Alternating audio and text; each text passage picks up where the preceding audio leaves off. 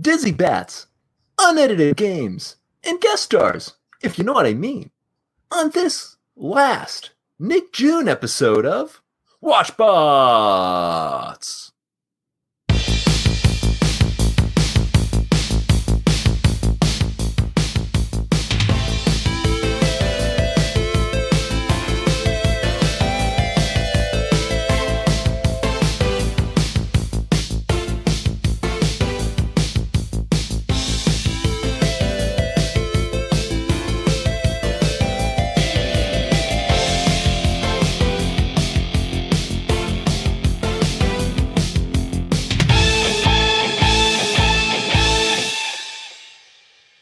Hi, everyone. Welcome to WatchBots, the only podcast about children's television that's guaranteed to get you the presidential seal of physical fitness. This is Ben, fresh off dropping a piece of steak on my t-shirt, joined tonight by Shaylin. Hello. Hello. Dave. Thanks for having me back, Ben. Always a pleasure. And from the land of the blue snowballs, Mike. Hey guys, so happy to be here. Well, thank you for being here. Welcome to the madness? I don't know. Oh, this is a beautiful building, and the chairs are really comfortable. You spared no expense. We hung up art for you. I can't believe this desk was from the Bill and Melinda Gates Foundation. That's You know, they got those grants to give out, and we said, pony up. We have medical, artistic content. What medical? Sure, definitely what am I medical. talking about? Yeah, Grants. Yep. I don't know. Medical for works. research. Yeah, I don't know. Medical guys. research. I'm off my game. Get back on it. Well, you get back on it. We're 2 minutes in. Yes, generously. So, Yes. as NickJune comes to an end, there's a new All That just came on the air. It's almost as if they wanted to intersect with us, which I think is possible. I watched the first 5 minutes of the new All That. And It's dystopian, I would say. In what way? Black Mirror with children. Surprisingly, like a V for Vendetta with Danny Tamborelli. Surprisingly, yes. It's okay. So I read a Forbes article before I read the show, and maybe that was a bad idea because it's one of the vice presidents at Nick talking about how they extensively focus tested the show to find out what kids like aged 6 to 8 would find funny. But the opening of the episode, it's like, it's not just Lori Beth and Kel and one of the other kids from the original show just showing up and doing their characters, which does not play to 6 to 8 year olds. They have like the line producer. You remember like the bald guy? Oh, who would yeah. show, like, Ken. Yeah, that guy shows up too. Was his name Ken? I feel like it was. Sure. I don't really know. But that guy's So back. Kevin. Kevin. Yeah, it's Kevin. Kevin. So he shows up and they're just doing like characters from the old All That. And the show is explicitly designed for 6 to 8 year old kids. But, here's a little something for mom and dad. And then 6 to 8 year old kids and 35-year-old adults. yeah, that's They the thing. love nostalgia. Like 6 to 8 year olds love nostalgia. I guess adults loving nostalgia is the whole niche in which we live. So I'm not going to dig into that. But I mean, I love nostalgia. sure. So No. But they have the new batch of kids, and I don't know, like it feels mildly shitty to talk bad about child actors because they're doing their thing. But there was a kid doing a very bad Dwayne "The Rock" Johnson impression, and I will stand for a lot. I will not stand for the good name of Dwayne "The Rock" Johnson being dragged through the mud. But like, it just You don't besmirch that name. yeah, it's just like the concept of it is weird. Like, hey kids, I used to watch this show. Now watch light family themed sketch comedy 20 years later. I don't know what the audience is for any of this. I mean, when the original All That aired, there was a lot of like Ross Perot being played by a little girl. Sure. And that was weird then. So it's still weird. I don't know. I feel like it fits the market. It fits what the show is, not the market. That's not what I meant. It fits the theme of their show. What Weird, does? out of place, bad acting by children. That's what I'm saying. Oh. I mean, that sums up Nickelodeon in general, I think. It is True. a panel of people sitting in a room saying, like, what do children want? And then they just do it. And then, like, 6 months later, children love it. Do they? It works. I know they were right. That's the infuriating thing. I know. Look at us. No, I'm really excited about the research. Like, I just picture a bunch of guys in lab coats, like testing, just watching like 6 to 8 year olds like make jokes to each other, and they're all like writing down on clipboards, like, yes, Oh, yes, farting. poop I jokes. see. They love knock jokes. Excellent. Get this down. Yeah, it's very, very scientific. Yeah. The kids like knock jokes still? I have no idea, actually. Does anybody like knock jokes? Our kid says knack because one of his grandparents taught him it was funny. Because he's a precious gem. My daughter says knock, who's there? Diaper cream, who? Diaper cream, poop in your eye. That's her joke, which is about my level of humor, so it works for me. Yeah, words are funny. Checks out. That's the Poop and lesson. diaper cream. Yeah. My daughter and I are starting on podcast. What's it called? Poop and diaper cream cast. That'll do. Yeah. Well, listeners, we want to hear from you what Dave should name his offshoot podcast, which will compete with us. Hashtag Daddy Dave Day. Daughter Day.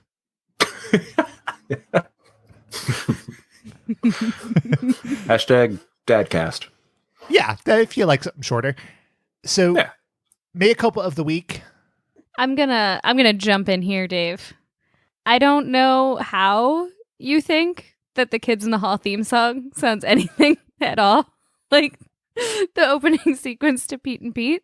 That's like rockabilly / surfer rock sounding music for Kids in the Hall. Okay. Like, All right. not at all, even a little bit, not even a tiny bit, like the indie, like college garage band stuff that Polaris did. So, GTFO and To go be learn fair, some though, music. Ben did a really good job lining up the theme song with Dave's attempt at the bass line. So That's true. I appreciated that. Yeah, I did, Ba-dun-dun-dun-dun-dun. I did get the music right. But Did you, Dave? fine. Did you? Yeah, Ben lined it up there directly over me. So I did a good job. Ben did a great job. I don't know what you're bringing to the table, Shaylin, aside from this judgment. Well, you deserve So- judgment for getting the two completely different genres mixed up somehow. It's like you were Fair enough. raised on the soundtrack to Cocktail. Yeah, what's next? We're gonna say like Bach sounds like MC Hammer, huh? What are we doing here? Research. Don't they? Sure. Wow. Sure. I don't know. The takeaway is I did a good job. Yes. Yes. Yes. Excellent. Go team. And Mike, you did a great job too. Thank No you. mea culpas for Mike. Not this 0 week. this week. Yeah. We'll We'll see. see though. Yeah. I have a infactual studded script ready to go. So. I have a mea culpa right back at you, Shaylin. Franz Ferdinand, the person that was assassinated, that kicked off World War One, was not thrown out a window. I don't know what report you wrote that involves somebody being thrown out a window. Oh, but, certainly a falsified one. I was a terrible student. So, But it sounded interesting, didn't it? I'm Yeah, sure yeah, somewhere but I in like- history someone was thrown out a window and it probably I- started a war.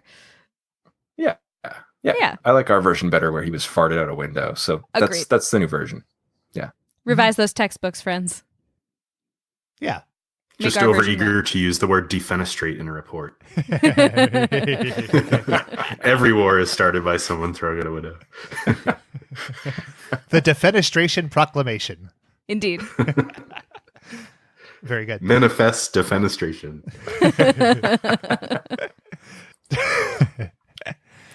I'm trying to think of a segue.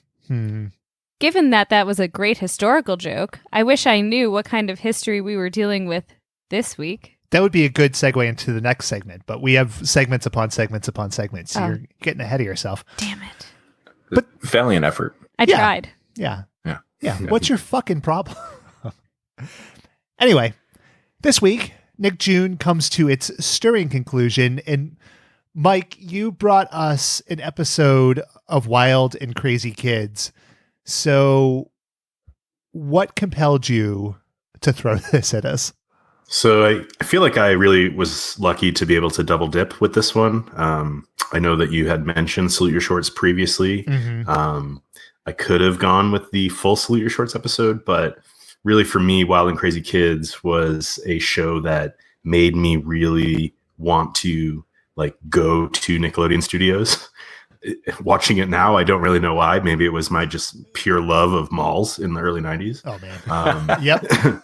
But for me, like cable was always like the thing I needed. Like I figured if I had cable, I'd be cool and everything would be all right. So my mom was a single mom at the time. She was working really hard. And as a Halloween gift, I came home and she had the cable box set up and I watched Wild and Crazy Kids like immediately. It was a really glorious year for me, 1991. And, this brought me back. You sat in front of that TV for one whole year. Oh man, did I ever flipping the A and B button over and over again? You can see anything. Came back a man. Yes. My voice turned into this voice that summer. Wow. Annette Chavez had that effect on all of us. Maybe not Shaylin. I don't know. And so didn't Omar. That's Indeed. true. That's true. So yeah, this is the first game show we're talking about, which is an interesting challenge when it comes to things like plot, but we'll work our way through it. Yeah. There's not a lot of information on the web about Wild and Crazy Kids, so got to digging a little. And the show was executive produced by somebody named Woody Frazier. And with a name like Woody Frazier, and knowing that he was in a position of power in Hollywood in the 80s, if you had to guess if he's a sex monster, would you go yes or no? I would go with a hell yes. Yes. Yeah. Yes. Yeah. And he's also ageist, apparently. Yeah, what a bastard. Yeah. A true dickhead. The sex crimes were bad enough, but add an ageism, and that's takes you over the top. But the show ran for 3 seasons, 65 episodes. This is one of those shows I could have sworn there were more. Like I have flickers of memories of at least 700 to 800 Wild and Crazy Kid scenarios, but each show is just so packed. It's so dense with stuff that must be the reason why. Like So much fruit action. cake. So much Yeah. action. It's the TV version of a Jubilee roll. It's just so dense and packed and flavorful. Yeah. It's Yeah. filled with goo. A lot of goo Mhm. on this show. Mm-hmm. Now, how many episodes were there? 65. 65. Yep. And you thought, and I mean, isn't this the case for all Nickelodeon shows? It ran for like a season or two, but the way you remember it, it could have ran for 10 seasons. Me in Like, particular, or everybody? No, or you in general, right? You, the listener. Yeah. But like for me, it's like, oh, I remember Are You Afraid of the Dark being on for 15 years. No, it was only on for like 4 seasons or whatever. But like, I was like, is my memory running in syndication? Is that it? Like, did I just watch the same 20 episodes over and over and over and over again, thinking they were brand new? I mean, I should. Yes, that's the answer. Yeah. Yeah.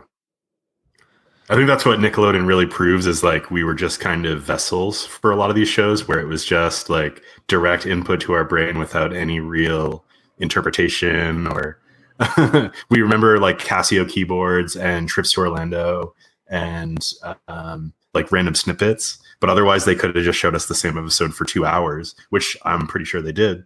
Yeah. We would have not had any idea. They could have just Throw in a David the Gnome episode and reset. Yes. Yes. They only had one Wienerville episode and they just looped it over and over and over Well, again. they only had one plot. They just extended it to 700 episodes or whatever. But I mean, I think what this shows too is how different cable and media was back then. And obviously, like, that's a fucking obvious statement. But like these shows that we remember so fondly, to your point, Dave, they did have pretty limited runs. But like if you go on Hulu now, like Shaylin and my son found a fucking cartoon show about a kid who turns into a tree ninja or something. I'd never heard of it. It's been on the air for 7 years and it has literally like 120 episodes. It's fucking crazy. Yep. But because there are so many channels and way to access this stuff, like, I don't know, shit just is allowed to stink longer or something. I don't know that I had a point coming out of this. It's just to say, like, you know. When it's on cable and people are watching, you can sell more commercials too. Sure. And with Hulu. What?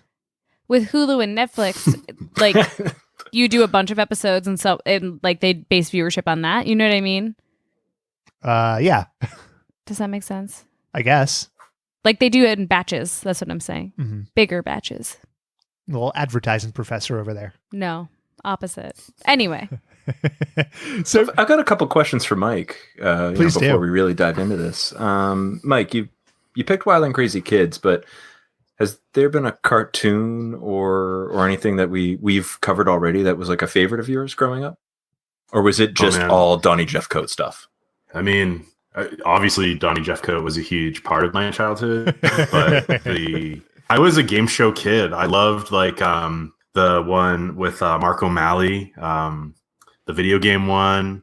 I loved the one that they had to like go into the house and find stuff. Finders Legends of Hidden Keepers. Temple. Yeah. Finders Keepers. Was Yeah. Awesome.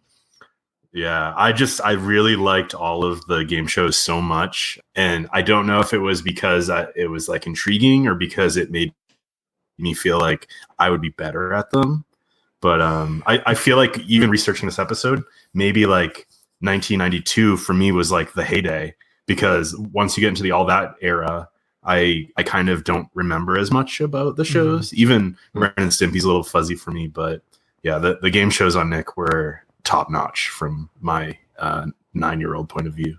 Now, do you think you was 9-year-old Mike like at peak physical and mental, fitness that you could have just crushed kids in the Wild and Crazy Kids?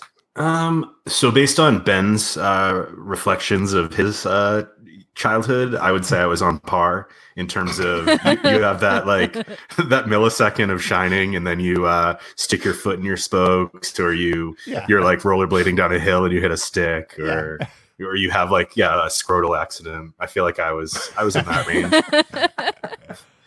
When we used to play kickball, they would yell my last name, and all of the kids in the outfield would come into the infield.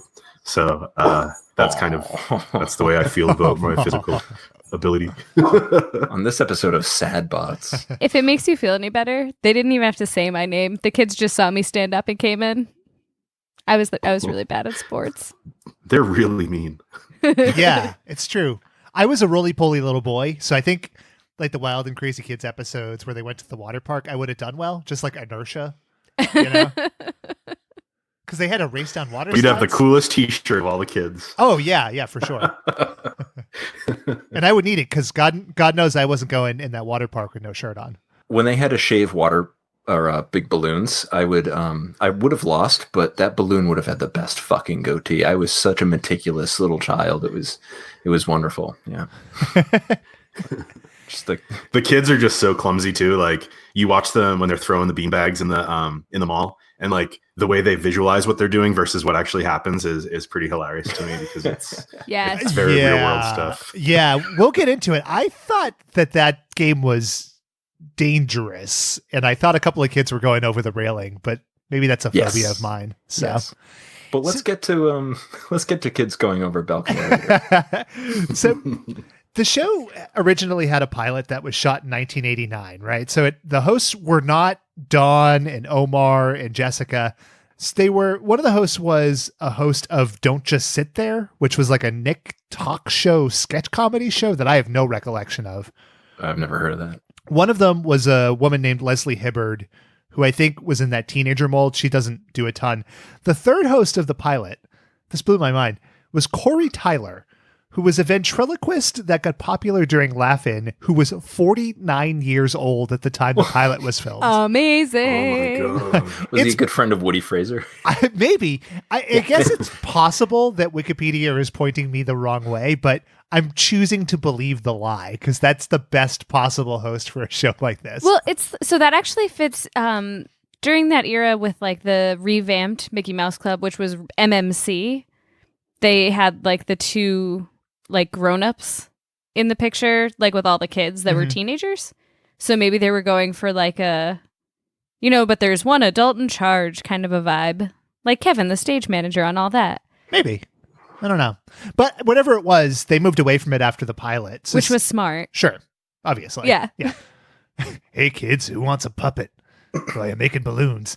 So season 1 had Donnie Jeffcoat, Who wants Omar to help me Gooding. shave a balloon? Got a couple of balloons right here, a couple of bean bags. Maybe he wasn't a creep. I don't know. Maybe this is wrong. But season 1 had Donnie Jeffcoat, Omar Gooding, and Annette Chavez. Annette was replaced in season 2 by a much blander Jessica Gaines. Oh, I have so much to talk about her. So I take it, Mike, that you were an Annette stan. Oh yeah, I think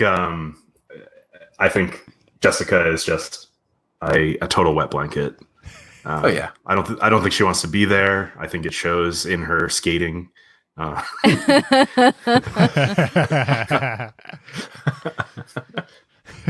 As part of my research, I spent way too much time on the Instagrams for Donnie and Omar and Jessica. So here's what I can tell you. Donnie still lives in Hollywood, and he acts and runs a Kenpo karate studio. So he's a 3rd-degree black belt. So I'm only going to say good things about Donnie. Omar. Yeah, don't fuck with Donnie Jeffcoat. No. He goes by Don Jeffcoat now, but Don Jeffcoat. He's grown up. DJ. Omar Gooding does a lot of mean mugging, but like good-natured mean mugging, like he's not going to fuck you up. And he raps.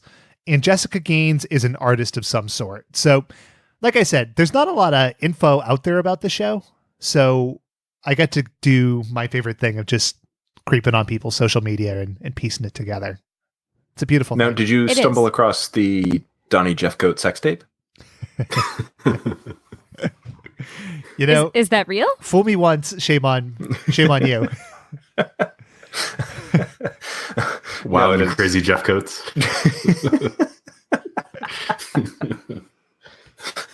Jeff Coates. It's like a family reunion. Oh boy. Can we not? Jeff Coates. So Dave threw that fun fact at me. We can. Dave threw that fun fact at me earlier today, and I was taken aback, not at the prospect of like the sex tape, but because I am a well-known expert in such matters. Yeah. Well, you authored the fappening, so yes, I thought you would know. Well, you know what? That was illegal, and we don't stand for it because we're woke, and that's what we're concerned about. Yes, we're only concerned about being woke. First and foremost, listeners, I want you to know we're not here for having fun or watching it. We're just here to show you how woke we are. So we gave you that disclaimer, Mike, as well before you came on. That true fact. Yeah, I signed the document. Yeah, it was wordy, but it's a mission statement, So the show had a ton of celebrity guest stars as well. So like Arnold showed up to talk about the presidential seal of fitness. Tobey Maguire was on the show. Salute Your Shorts. The episode that we watched that Mike picked guest starred Salute Your Shorts kids. Tough to find when exactly it aired. I was able to narrow it down to either May of 1992 or December of 1992. And I went with May because it fit better with a narrative. And we haven't talked about May of 92. So it gave me stuff to talk about for our next segment. Nice. Ooh, what were we seeing? It's contextual feeling. Yes. All right. I love it. To cue that up. Top movies. I love that I live in the same house and these things still just come out of nowhere when we record. Yeah. So I used to pre-record these things. He just has the blanket pulled over his head in the middle of the night in the bed and it's just giggling. Here's how fucking pathetic I am as a man. I was driving home from work today and I was like, you're just thinking about the show, like what we're going to do. And I went, what's a really good idea? So I came home, I pulled up YouTube on my iPad and I queued it up to the exact second. And that was it. That was it. I used to pre-record these things and do like a lot of production, but it's like, you know what? No, you get it raw. You get it unedited. That's the WatchBot's way. Time compressed. Top movies. Number 1 at the box office, Lethal Weapon 3, which... Oh, nice. Amazing. Yeah. Number 2, another 3, maybe not as nice, Alien 3. Oof. Yeah. That movie has like a cult following behind it, and a lot of people want to refilm it based on the old, like the original script. Well, the original script is it's- insane. It's crazy. Yeah. But people love the character Hicks from Aliens so much that when they killed him off in the first 20 minutes of the movie of Alien 3, people like flip their shit, and they just like, you've got a ton of fanfic, but you've also got like this fan base that wants to film the original script. And David Fincher, It's crazy. I mean, that was a big switch for him, and I don't know. I see it in hindsight, but at the time, it was a huge pile of top shit. It was terrible. Yeah, it didn't end well. The original concept involved them going to like a tree planet or something. Yes. Crazy. Just weird stuff. Number 3, Far and Away. So kind of a different movie. And I broke format a little bit. I pulled number 4 because I had to. Number 4 was the first week of Encino Man. Excellent. Yeah. Which Well like done. if I had to name guilty pleasure movies, Encino Man would probably be up there for me. I think I've seen that movie 24 times.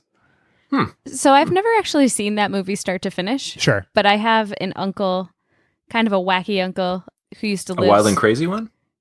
I mean, those words could Sorry. be applied at certain times of his life. Sure. Named Don. No, but he loved the joke in Shailen Encino Jeffcoat. Man. Ugh. I wrote that in my notebooks and stars. No, I did not. He loved the joke where they killed the fly, and he calls it the meat group. Was that Encino Man? What the fuck? Like when they're trying to teach him about a balanced diet, he kills a fly and then eats it. That was Karate Kid. No, it wasn't. He licks it off his hand, right? Yeah, Yeah. he just goes meat group Or or does he- something. My uncle loved that joke. That was Amityville Horror. I hate you. Get out. Anyway, Sometimes it's the Can journey. we not also the quickly talk destination. about how Far and Away is a god awful movie? Oh yeah. On so many levels. It's horribly long.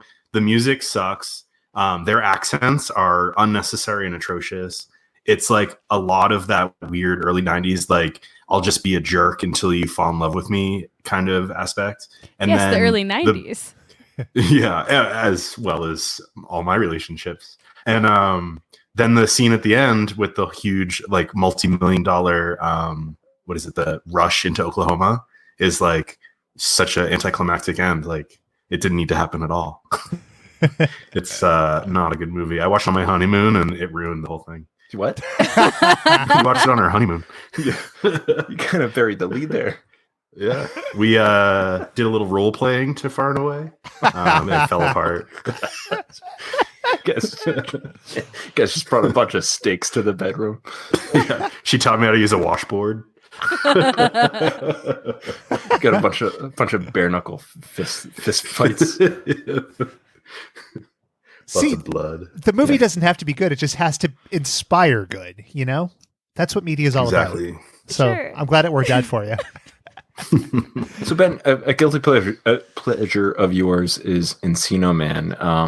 Shaylin, what is your guilty pleasure movie? There are so many movies that I just can't go past. It's Enemy of the State with Gene Hackman and Will Smith. I still have never seen it. No, legitimately, it's The Fugitive. I've seen The Fugitive like 9,000 times, and Yeah. every time it's a good idea. It's never not a good idea to watch The Fugitive or Jurassic Park. When you diagnose that sick person, oh, so good. The Mike, what's your guilty pleasure? Down Periscope. I fucking love Down Periscope. It's my favorite Kelsey Grammer movie to begin with, and then the rest of the characters really float him, if you will. So How about you, Dave? A Rising Tide. Mine would be the Drew Barrymore vehicle, Never Been Kissed. What? Interesting. Yeah, because I'm a softie. What about the part where Michael Vartan plays like a legitimate creep, like a pedophile? Yeah. Okay. Just confirming. Is that the one that ends in the baseball field? Yes. It does, yeah. So I, at the time, tattoos were illegal in Massachusetts. I got a tattoo in Mission Hill, which is a terrible neighborhood in Boston at the time. And there was a bunch of people in the front room. I was getting a tattoo in the kitchen on Thanksgiving. There was a bunch of like skinhead, like heavy metal thugs in the front room watching Never Been Kissed and actually crying watching it. It was a very bizarre experience. I can't believe you were there. There are so many layers to that story. Oh yeah, but It's like an I will onion. never. That's my Never Been Kissed story.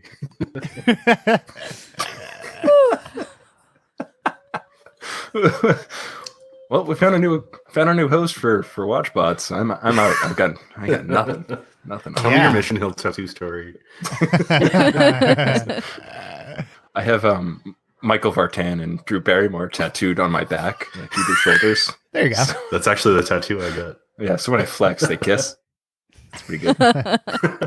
It's like a mad fold-in, you know, like it says never been kissed, and then you flex and that part just goes away. Yeah. It just says smooch on it. Yeah. Yeah. Yeah. The all-ID aller.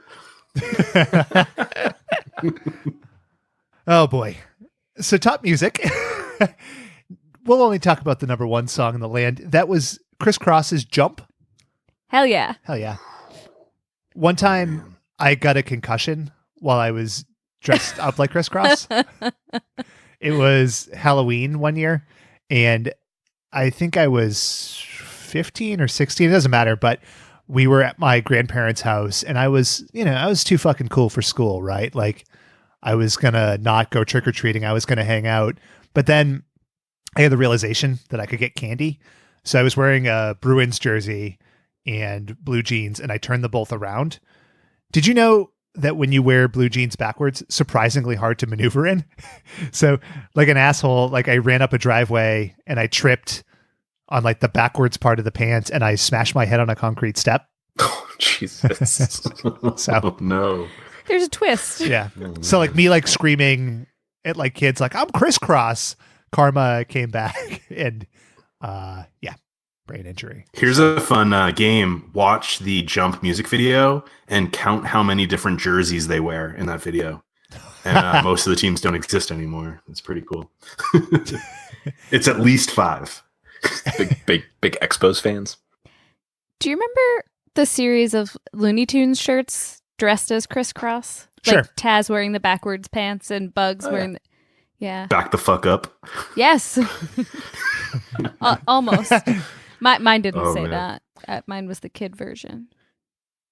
Extra, extra large tucked into your acid wash jeans, and then you blouse it up just enough so that only a little bit of the shirt is still in your pants. Then you're ready to go to Skate Town. I have a vivid memory. So going to Catholic school, most of the time the boys had to wear like shirts and ties and slacks or whatever. But you'd have those days where you could tone it down a little bit. And for whatever reason, like freshman year of high school, having one of those Taz shirts, he's got like the fucking multicolored hat and he's dressed like the Fresh Prince. I wore one of those. Oh, no. And it was the day that I lost my virginity. Oh. Huh. You didn't see that one coming. No, it's I not didn't. true. Oh, Yeah. Big twist. Well, the story's true. Damn it. Part of I was it. going to say, because that's what you told me. You know, I'm a man of many mysteries, many layers. Who knows where the character on this show ends and where the real me begins? I can't tell anymore. Like Daniel Day-Lewis. So let's get into it. Wild and Crazy Kids. Are we going to do the theme song? Oh, we're doing the theme song. You want to set the mood? Yes. Please So do. just as a tidbit, the guitar player for this, so brace your ears, he toured with Hall & Oates for like over 10 years, and he started when he was 19 years old. So he's very, very good. Shut up. Well, here's his best man. work. Kid you not. Todd Sharp is no joke. Welcome to Wild and Crazy Kids, a show that goes anywhere and does anything to find kids having fun.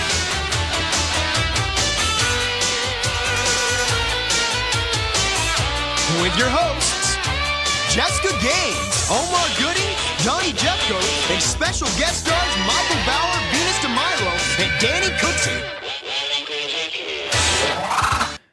I listened really closely to what Donnie said that time. The concept of the show is just they're looking for kids having fun. There's an undertone of creepiness there, right? Yes. It's just like Pro Stars. It's all about the kids. It is. And they'll go anywhere and do anything to find kids having fun. We will do anything to find kids that want to have fun. It is Dizzy bat threatening- races. Yeah. And going anywhere, like outside Orlando Studios. Or Inside Universal a shopping Studios. center. Yeah. Anywhere. So in the opening of the show, they show like this fat mustachioed dad doing the dizzy bat races. You could have like your end of MASH moments or your Tony Soprano at the end of The Sopranos with Don't Stop Believing. For me, it's this guy doing the dizzy bat race. He's like burned into my mind. I don't know why, like this asshole just like stumbling around. Fantastic. I'm supportive of that. Yeah. I will say, after I viewed it, I don't think it's deserving of that megaphone voice. The megaphone voice is awesome. We all know that. The Wild and Crazy Kids voice. And I don't think that this episode really lives up to that kind of level of like extreme action. Sorry. It was pretty extreme. True. They did get to skate in the mall. Yeah, I mean, I don't want to jump on our intros too much, but I do feel like location played into that a lot. Yeah. So they're in this mall, and this mall is still open, and we'll take a field trip there. I want to do that, but it's in California. Anyway, the mall's still open, and the mall is kind of empty. It's not really empty. Some shots have like random people swaggering around in the back, but this idea of renting out a mall to film a show and just having the run of the place, like that, I think as a kid was a really romantic idea. And Nick had that idea Tiffany too. did it. I think we're alone now. That music video. That's true. Oh yeah. You had to do a mall tour. Independent small what? Shout out. They always went to Square One when they were in Massachusetts. Yeah. Well, Square One was the best mall, but this is hyper local content. It's true. It's true. This is a similar concept, right? Where they had those contests where you could win a run through the Toys R Us. It's just like this big empty store. I completely forgot about that. You got to have like the shopping carriage and just whatever you could grab in however many minutes. Yep. Yes. Yeah. But like the setting to this is really the big thing, because I loved watching this whole episode and seeing like an old Radio Shack and like bananas and Sears and shit like that. That was fantastic. Oh, the people in the background too. Yep. Definitely important. One of my favorite background characters is when there's like Donnie's like explaining the rules of one of the games, and then there's just this woman who walks by. She kind of looks at the camera and just like keeps walking by like angrily. It's hilarious. I love it. Did you guys notice that? Did you guys see that at all? Yeah, she looked pissed, like they were in the middle of the mall walk. Yeah, she's like, she just wanted to get to Claire's and get out. You think she was going to Claire's? I'm trying to go to Spencer's. I was going to the Warner Brothers studio store Something myself. like that. She needs to get some LA lights and some of that gel for her hair. Some butterfly clips. Yeah. I like the t-shirts and the logo, because all of this is very early 90s, like Wild and Crazy Kids with the exclamation point. It's like the Fresh Prince logo. Just Yeah, a the complete bubble fucking letters. ripoff. Yeah. Oh, no question. Can I ask, what was your guys? Do you remember like your go-to outfit in the early 90s? Like even as a child, like did you have an outfit that you would wear when you had to look cool? So let's start off with I never looked cool. I wore stretch pants and stretch pants overalls right on through 6th grade. Me too. So there's that. But I did have a set of fake stonewash or acid wash denim short overalls that the straps were on the waist, like on the belt, instead of on the, like they didn't have like a bib. And I regularly tried to wear my Sears cable knit sweaters that were hand-me-downs from my cousins underneath. And literally every time I did this, my mother made me change my clothes. Every single time. I thought I looked so good. Much. And she every single time was like, oh, you look stupid. Go try again. She was right. I had a Phoenix Suns shirt that was like 2 sizes too big for me, so it like hung down to my thighs, like mid thigh, and I thought it was the coolest thing. It was had like a black bottom, a white top, and then like purple and orange stripes, and then the big Phoenix Suns logo. I couldn't tell you if I ever saw a Phoenix Sun game when I was 10 years old or whatever. I love that jersey. Their logo was sick. It was. Yeah. And those purple, orange, black colors, just perfect early 90s look. Yeah. How you been? Nothing. Still will say, yeah, absolutely nothing. Similar Birthday suit. to the sports theme, I had one of the starter jackets, but I remember that the Charlotte Hornets one was the one that everybody wanted, and I had the Florida Marlins one, which had a similar color scheme, but the Florida Marlins were not as cool as the Charlotte Hornets. So it was. Imagine that world. I know. I could have been on top of the world. You know, who knows what Senate position I would hold right now. If you At just the held Florida onto that Marlins. jacket until 1997 or 98, whenever they won the World Series. I know. you would It have was been- 97. It all could have turned We were around. So close. You know, life is a series of small moments intertwined into one miasma of shit, and that's how you end up where we are. When they first became a team, I had a Toronto Raptors baseball hat. Again, I couldn't tell you who played on that team or what. I don't even think I knew they were a basketball team, but that was the coolest fucking hat. It had the old, like, the Raptors logo with the red raptor. And Oh, it was pre-Barney. like Do you remember when they basketball. had like the Barney looking? Yep. It was Yes. like a cartoon dinosaur. yeah. That was like very controversial, I guess. But if I held on to it 30 years later, I would have been king. It'd be super fucking cool. Yeah. I had a zip up windbreaker that was gray and neon orange. And do you guys remember there was a period where huge buttons were very cool? Yes. Oh yeah. You do. I know. I had 4 Teenage Mutant Ninja Turtle buttons of scenes from the movie that I had on the front of the windbreaker. Oh, man. And I was basically the coolest kid on the dead end street that I lived on. I mean, that sounds Friends really if we had known each cool. other Oh, man. back then. They also were so heavy that they like kind of pulled down parts of the windbreaker. So- Yes. Another outfit I used to wear was I had these overalls, but the straps went to the waist, so there was like no bib, and Get I out, would wear. Those were just backwards. Oh, fuck!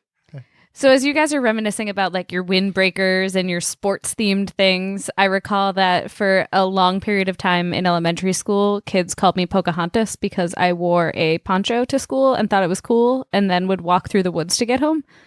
And you claimed that you were part Cherokee. Nope, never said Cherokee.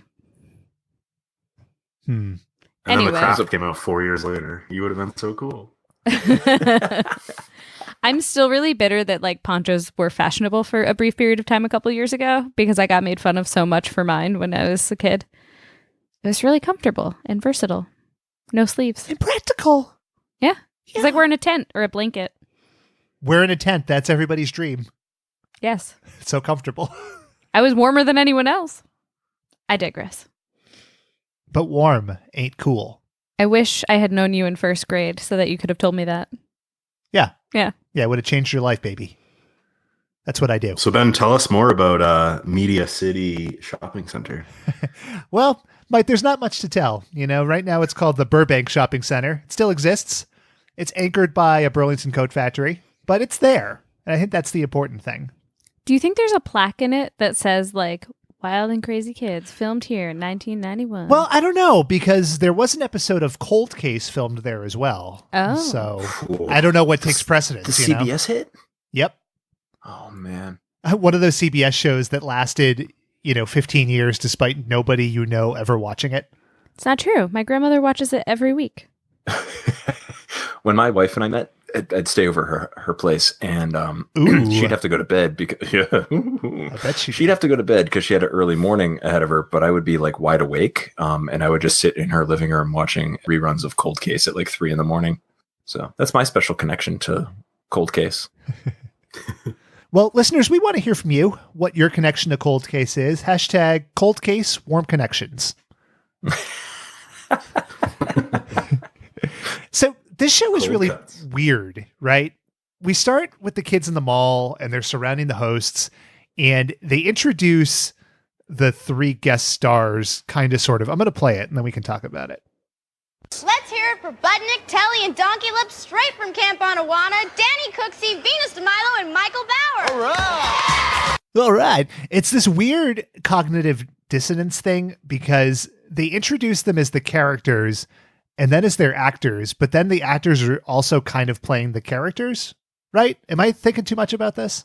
Well, what you have to understand is that child actors are often cast to play themselves on TV because they're children and don't know how to act. Very profound. Yes. What was the point of this guest appearance? They were available. I think Salute Your Shorts had just been renewed for a second season, maybe. Okay. And they were trying to play it up, or they had run out of Arnold Schwarzeneggers to film. That's true. I guess that's possible. I don't know. Like, as I was watching this, I just had that thought of, okay, so it's 3 kids from this show that are like fucking making ice cream with their hands. Why would I be compelled to watch their television show? It's a weird crossover. Honestly, too, fucking Venus DeMilo. Are you kidding me? Like, speaking of the Simpsons Gummy episode, like, like they were way ahead of their time with that name. Like, really, that's Top amazing. notch. Yeah. Venus DeMilo. Hey, listen, you got to live your life, you know? Telly. I'll call her Telly from now on. Yeah, I'm going to refer to them as their Salute Your Shorts names. I don't know. Calling Yes. Donkey Lips Michael just feels wrong. He's Donkey Lips. Agreed. Yeah. Yeah. Poor Donkey Lips. So it's this weird thing where like these 6 teenagers are awkwardly bantering. Jessica's not saying anything and she looks uncomfortable and it just feels kind of weird.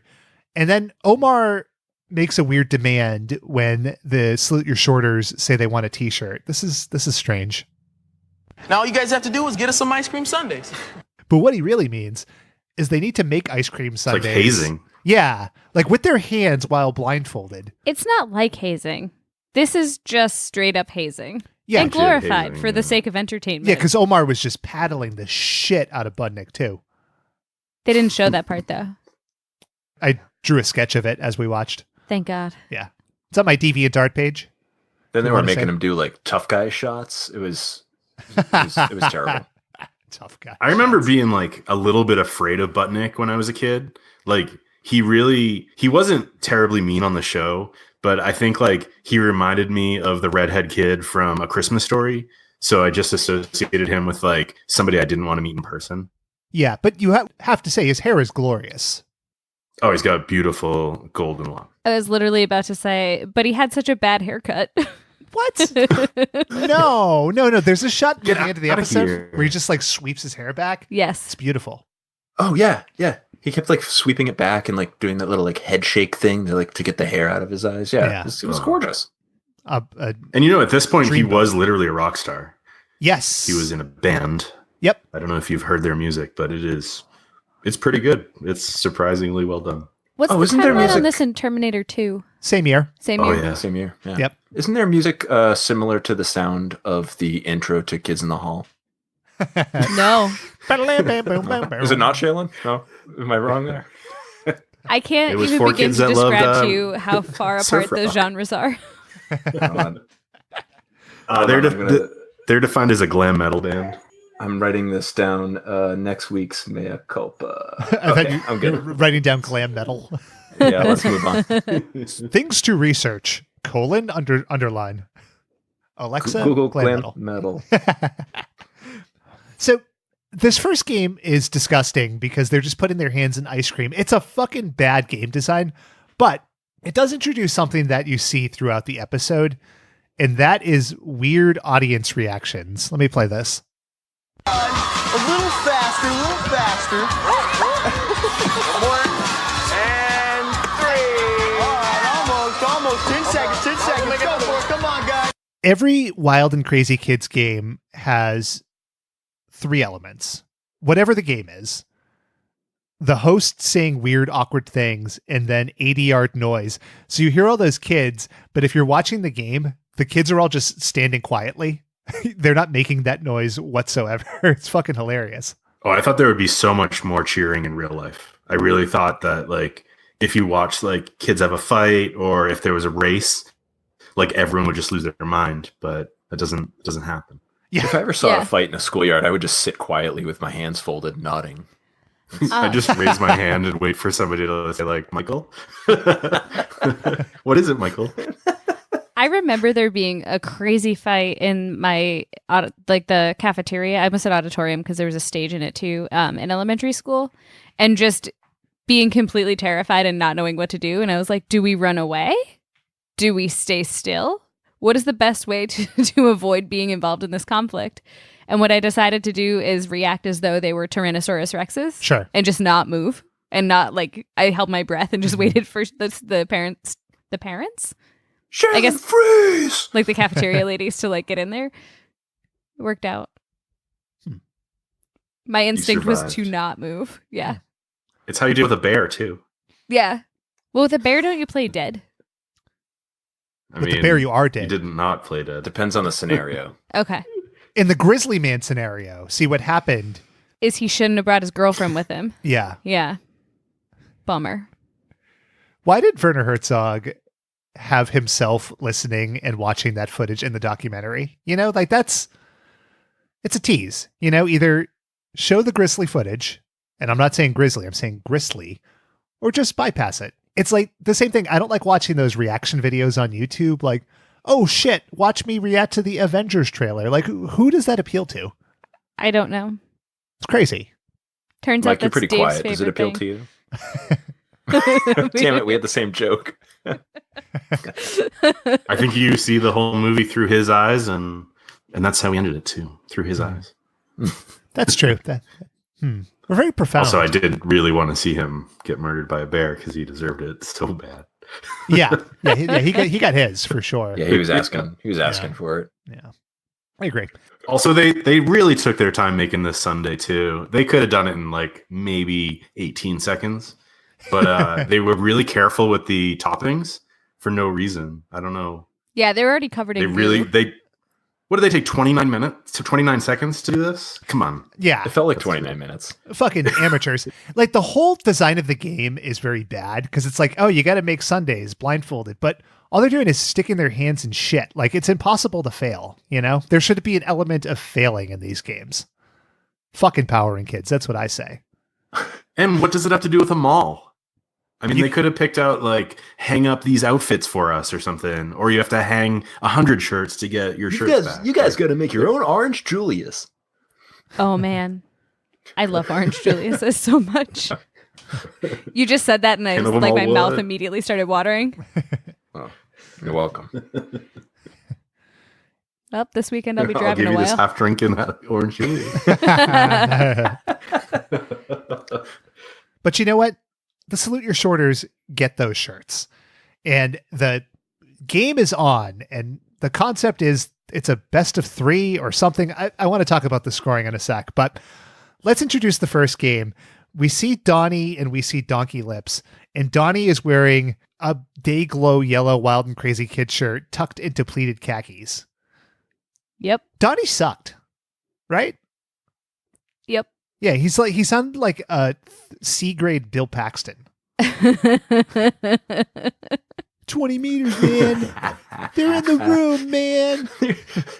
The kids are coming out of the woodwork, man. No, what I will say, They're in the fucking floor. at least Donnie tried to provide commentary, which is more than Jessica did. Oh, yeah. Yes. Yeah. Donnie Donnie might sound terrible, but he was a consummate professional. He sure was. Let's set up this game, and then we could talk about Donnie's professionalism. Here we are, Michael. We've got a clean, spotless movie theater to make a total mess out of. I mean, Donnie, this is double the fun. Oh. Not only do we get to run wild in a movie theater, but we get the joy of trashing your team. Such fucking solid banter. So it's a movie Michael Theater. theater. The theater. He speaks. We're here at the theater. I What a wrote SoCal.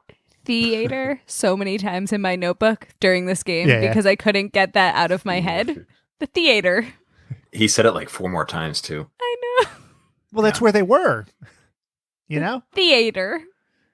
This is a game I would not want to have played because every aspect of it has a huge element of risk. So the first part of the relay race is people are sitting in the movie theater seats or whatever, and kids are humming balls at bags of popcorn on their head. So it's like William Tell. Some of these kids are throwing those balls fucking hard. Donnie looked legitimately scared as balls are whizzing by he had his shoulders face. pulled up to his ears. Yeah. Nerve-wracking. You get past that, and kids have to stick balls to their asses with Velcro. And then Their behinds. Yeah, they couldn't say ass or bottom. They had to be behind. Although bottom would have been much more disturbing, I guess. Bottom, yeah. Yeah. Also, See, good use of behind that Velcro toss. What did you guys call that with like the Velcro disc that you would hold on your hand and throw the ball back and forth? I don't know. I called It didn't have a anything. name as far as I remember. Yeah. I called it Velcro ball. Velcro ball. My sisters and I called it catch. I Googled it and it said Velcro toss, but I never heard anyone call it that. No, Yeah. that's ridiculous. I called it Bullshit. Saturday night at home. Whoa.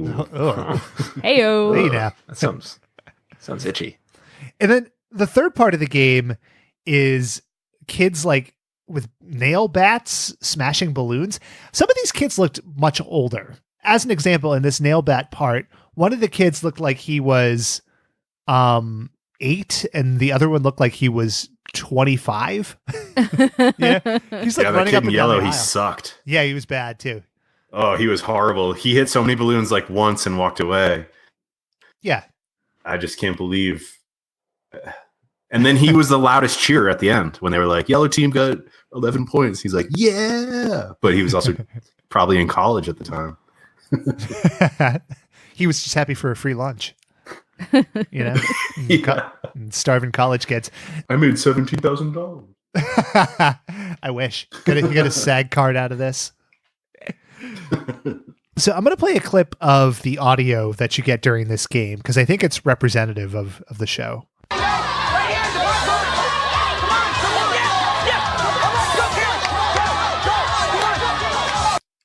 I noticed a couple of things about Wild and Crazy Kids during this first game.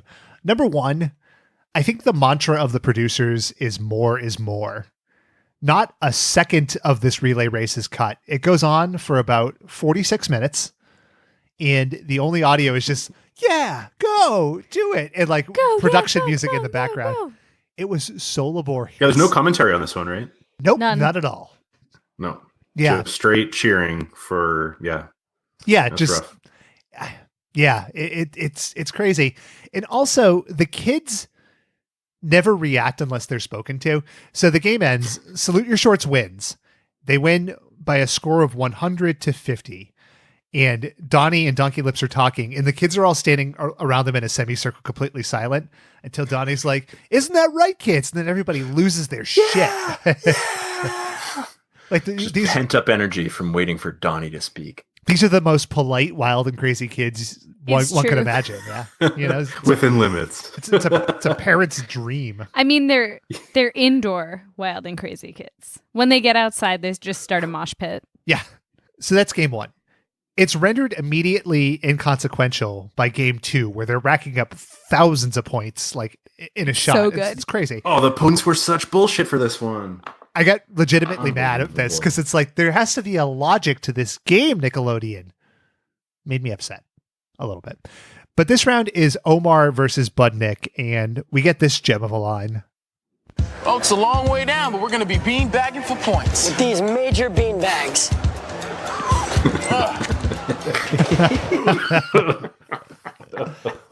That's right, bean bagging for points.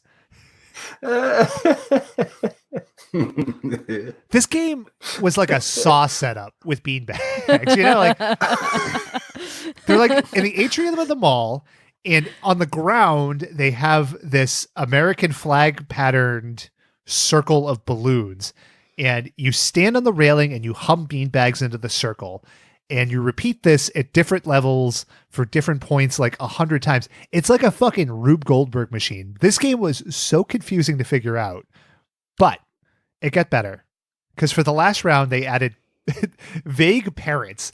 Whether they were parents of the kids in the game, I don't know. But as the kids are approaching to throw these bean bags. At least a couple of them looked like they were going to bomb right over the railing. And as a kid, I had this fear constantly. Like in the mall, I still do. Those railings are only like hip high or waist high for an adult. So it seems like it'd be really easy to tip and fall and kill yourself, right? Oh, Yes. Yeah. This played into a lot of my anxieties, not just fear of falling over the railing, but also fear of walking under one of those things and having something just bounce off my head. Yeah. Yeah. Did not care for this game at all. Yeah. Do you think anybody got seriously hurt? Not on this episode per se, but like in the filming of this show? It seems inevitable, right? I don't know if it was real or imagined because I have a lot of really vivid dreams, but I feel like there was one when they were outside in a field and one of the team because they used to have teams and they had to do like a substitute person because someone hurt their ankle. Mm-hmm. So yes, that's my answer. Huh. I wonder if there were any lawsuits. I know that Family Double Dare had like really strict rules about people who had previous injuries, but I can see nowadays like the same stuff that they did in Family Double Dare would be horribly buried in legalese. Yep. Yeah, there's like actually running around in sneakers, New Balance sneakers on a floor covered with whipped cream. I feel like that would be a no. You're not going to do that. those are LA lights. Get it right. Sorry. There was a show in Japan and it aired here. It was called Unbeatable Banzuke, but it was not exactly like Wild and Crazy Kids, but the general idea was, people doing weird physical stuff. So they had like pogo stick experts going through this insane course of like hills and drops and shit. And somebody broke their neck or something doing it. And the show went off the air. So I don't know. Not so wild and crazy. What if somebody in Wild and Crazy Kids got like injured or hurt or something, but like it wasn't from a game, like they were just running around a field and like a snow owl came out of nowhere and just clawed their face? Like, sure. I mean, that's the risk you take. That's considered an act of God and not under the purview of the producers. Yeah. And so you are not able to sue them for that. Yeah. So when it happened, Woody Fraser, scot-free. That's true. He got his. In some ways, not so much later. This show, like, it doesn't prey on a fear because it's not a fear. I think I've talked about this before. I think a lot about how easy and close death is at any given point. Like, so those kids like flinging themselves towards the railing or just roller skating down this hard floor, most of them not wearing pads. These kids could have died in any number of ways. And it's miraculous that they didn't, I suppose. Even at the end when they're doing the like they're trying to hook those balls, like I just imagine that hook going in like into someone's eye or like their cheek and just like, I don't know, just horribly blinding them. Yeah. Yeah. But I've seen one too many Final Destination sequels, so that's me. Speaking of horror, I want to talk about this parent thing.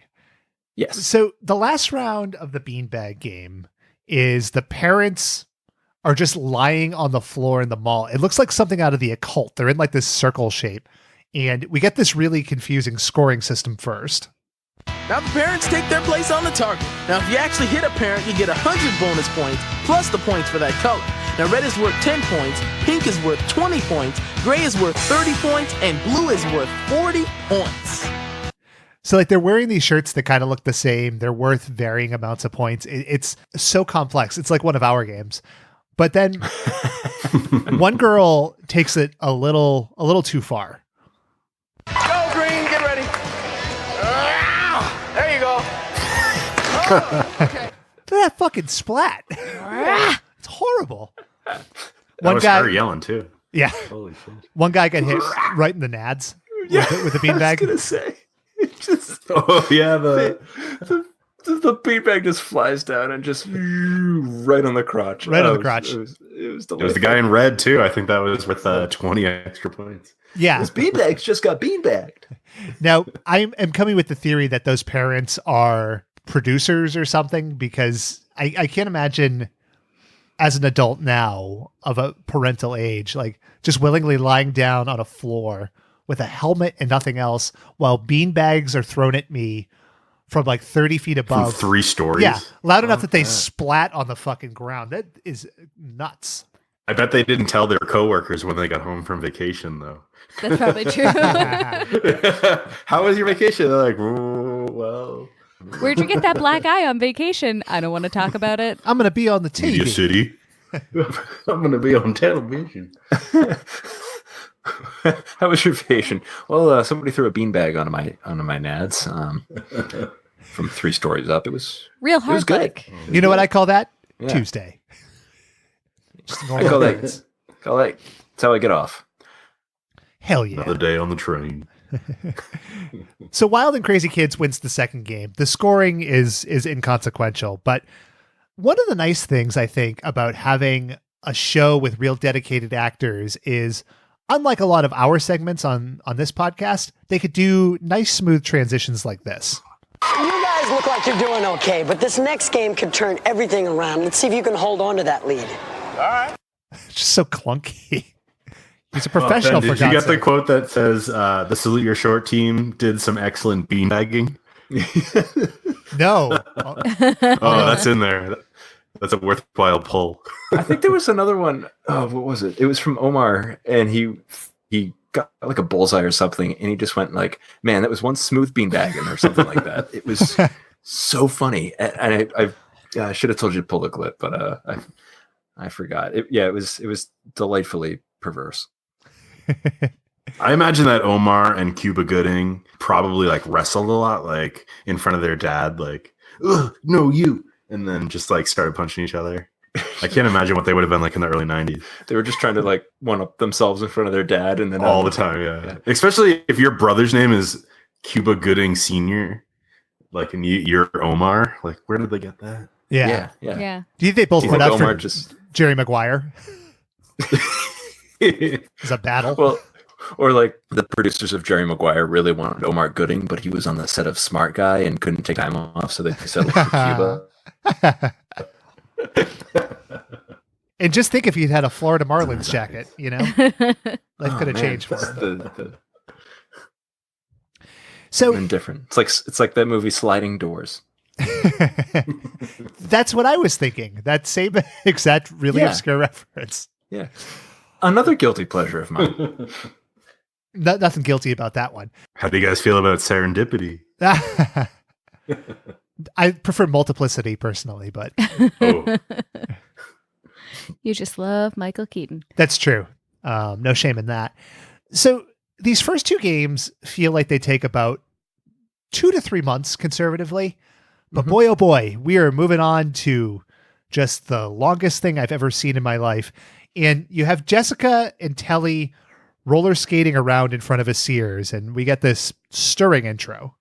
No, Venus, this is amazing. We're actually roller skating in a shopping center and nobody's kicking us out. This is so cool. You guys have the weirdest games. What's this one called? Roller airball. You know, let's get back to the setup and I'll show you how it's played. What's this one called? Donkey Party. Such a weird game. Did you guys do a lot of roller skating? Were you proficient roller skaters? I had the Fisher Price ones. with Oh, the, yeah. like, the The adjustable? locking bottom. Yeah, I hated them, but nothing else in that. So I had the hand-me-down Fisher-Price ones, and then when I was older, I had hand-me-down Garfield roller skates. So they were like the black, full-on, like you would rent from a roller skating rink kind of roller skates with, for weirdly, just Garfield was on them. And I was quite good at those. And then I thought that I would upgrade to rollerblades to Sure. sort of fit in with people. But I didn't have a lot of money. And so the rollerblades that I got were just junk. And my hips hurt for 3 years after that, I think. Maybe longer. Did you have trouble with those Garfield skates on Mondays? Mondays.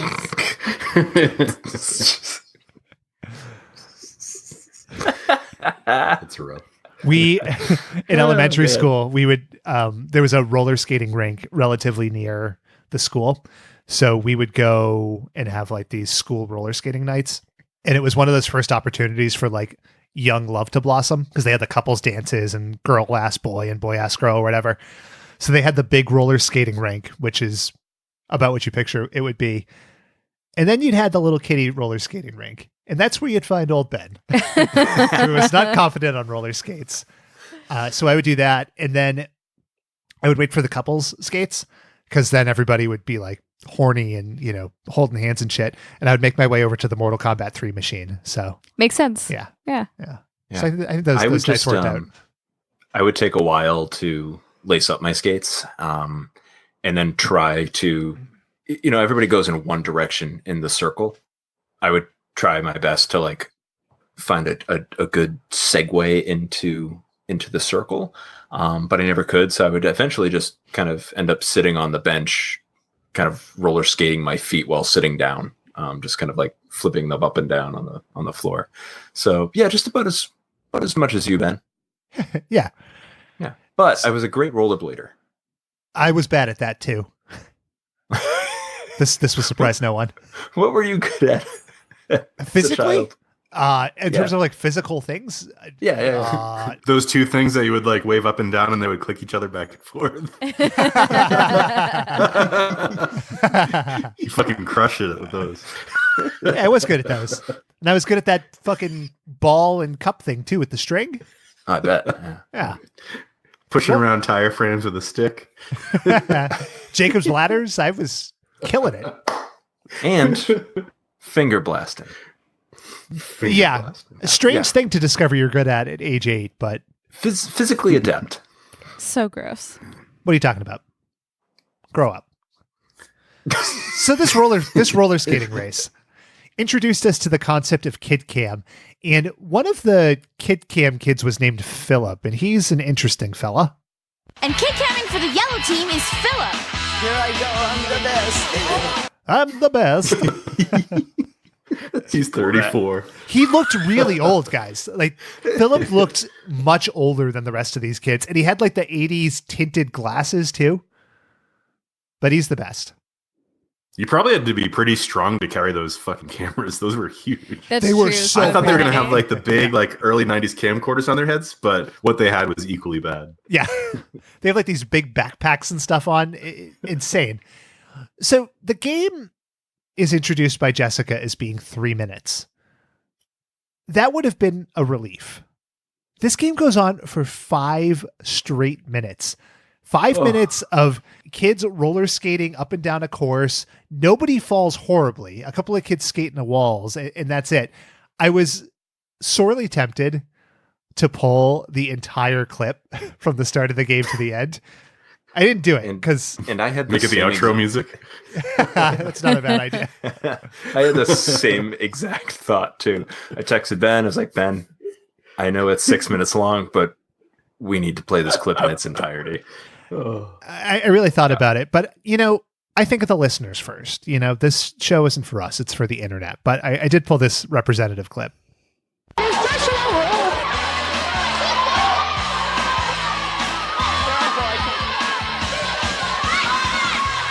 The other thing I really enjoyed here, and I should go back and watch the first 2 games again. I really noticed the referees here. Yes. Why does the show have referees? So they were also in the movie theater one, crouching behind seats. They're into it. And they like would randomly pop up just to double check and then pop back down. And I completely forgot about it until you just mentioned referees. Yeah. Once you see them, you can't stop. They're all over the place. The referee here is very, very stringent on the scoring. And then there's one in the final game who looks like the creepy uncle from It's Always Sunny. A spinning image. So during this game, I because it was so long, I forgot how the game was scored and like what they had to do, and like I don't know, it was like one of those magic eye things where you just stare at it for a while, and then the image pops up. Mm-hmm. This was the reverse. Like I knew what they were doing, and then I was watching it for 6 minutes, and I completely forgot what I was watching, who I was, where I was, like all that. It's just everything just faded away. It was complete emptiness on my part. It was meditative. Oh, like 2 minutes into they zoom out and you see how many balls there are. There's got to be like 40 balls. It's insane. Oh my God. Like considering they only got 17 each and they weren't nearly done. Like I thought the video, like I thought whoever put the video up was just kind of fucking with us by that point, and like they were just like replaying the same the same 1 minute over and over again. Yeah, like it truly is like the more is more is more. Like she said 3 minutes. Now, whether that was a mistake or whether they just added time in, I don't know, but holy fuck. And then the game ends in a tie. So you watched it and nobody came out ahead. For nothing. It was horrible. Holy shit. I'll also say that music that they play, sorry, Shaylin, but I'm pretty sure I heard it in 100 Cum Shots 91.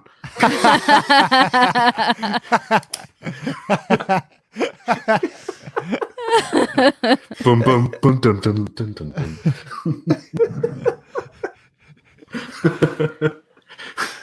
Is that the Peter North one? No, they couldn't afford him for this one. It's Peter West. Okay. Well, listeners, we want to hear from you for this royalty-free music. Where else do you hear it? Hashtag pornduction music. Ooh, I like that. Wild and crazy porn. That would get you some different kind of hits, I think. And that's okay too, you know? We're down with that too. Pornucopia. That is another thing that I also said they really know how to build suspense. There's no suspense in this scene. What are you talking about? The only big question is if the kid can go around the T-ball thing or they have to stop and turn around. That's really the only wild card. The tension was which kids could stop and which couldn't. Like a lot of them just they just skate into walls. But you're right, like, because I found myself wanting to know who was winning at any given point because I'm a lunatic. Like I was watching the ball receptacle filling up and I was like, oh shit, the green team's winning, but there's no concept for it. I don't know. It's like a home movie that was unedited. Well, I guess they threw the porno music on, but that's it. I mean, they might have had that in a tape deck of the home movie. Could be. Yeah. Yeah. And then you just have to watch Jessica like daintily skate back. Oh God, she's so slow. Like if I was on yellow team, I wondered if she was like a figure skater or something. Like she was so graceful and slow. Yeah. And deliberate. I don't think she's in it at all. Like I imagine like scouts watched this footage from this exact segment and were like, this girl has no drive. Like she just doesn't give a shit. Scouts for what? She'll never make it to the wild and crazy big leagues. For extras on Clarissa Explains It All. I just can't believe she replaced somebody. Yeah, it's crazy. Yeah. She was so like not involved. Maybe she was tired. I don't know. Yeah, maybe she was recovering from the flu or something. Yeah. Or the Just life of a consider how child star much- is tough. Yeah. Danny and Omar really like give it. Like you can say what you want, but they Who? are in it. Omar and Donnie. Sorry, Donnie. What Danny an Jeff, idiot. his brother. You can call me Don. though. You come on our show, you can't get call fucking me names Don. right. You bring your porno Sorry. fixations in here. Daniel Jeff. They really care. And then you have Jessica, and her voiceovers are weak. Her explanations are pretty not in depth. And then you watch her skate, and she doesn't give you much to work with. So, thumbs down for Jessica. That's for sure. That's right. Does she redeem herself in the final game? I don't remember. I don't know. But they go to the final game where everything can change. And the idea is that they're fishing for big beach balls. So some of the kids are up top and they have like these big long fishing poles. They're picking up beach balls who give them to other kids who shoot them in hoops. It's like, they're just like, here, we got all this shit. Like, what do we do with it? We'll just do this. And they play this music, and we talked about the production music a little bit. This was my favorite track for a reason I think you will notice. Hopefully. All right. Each team has 6 kids each, 3 fishers and 3 shooters. The fishers on the second floor hook a ball and swing it over to the shooters who have to make a basket. It's just the Beverly Hills Cop music. Yeah. Uncanny. With one note missing. Yeah.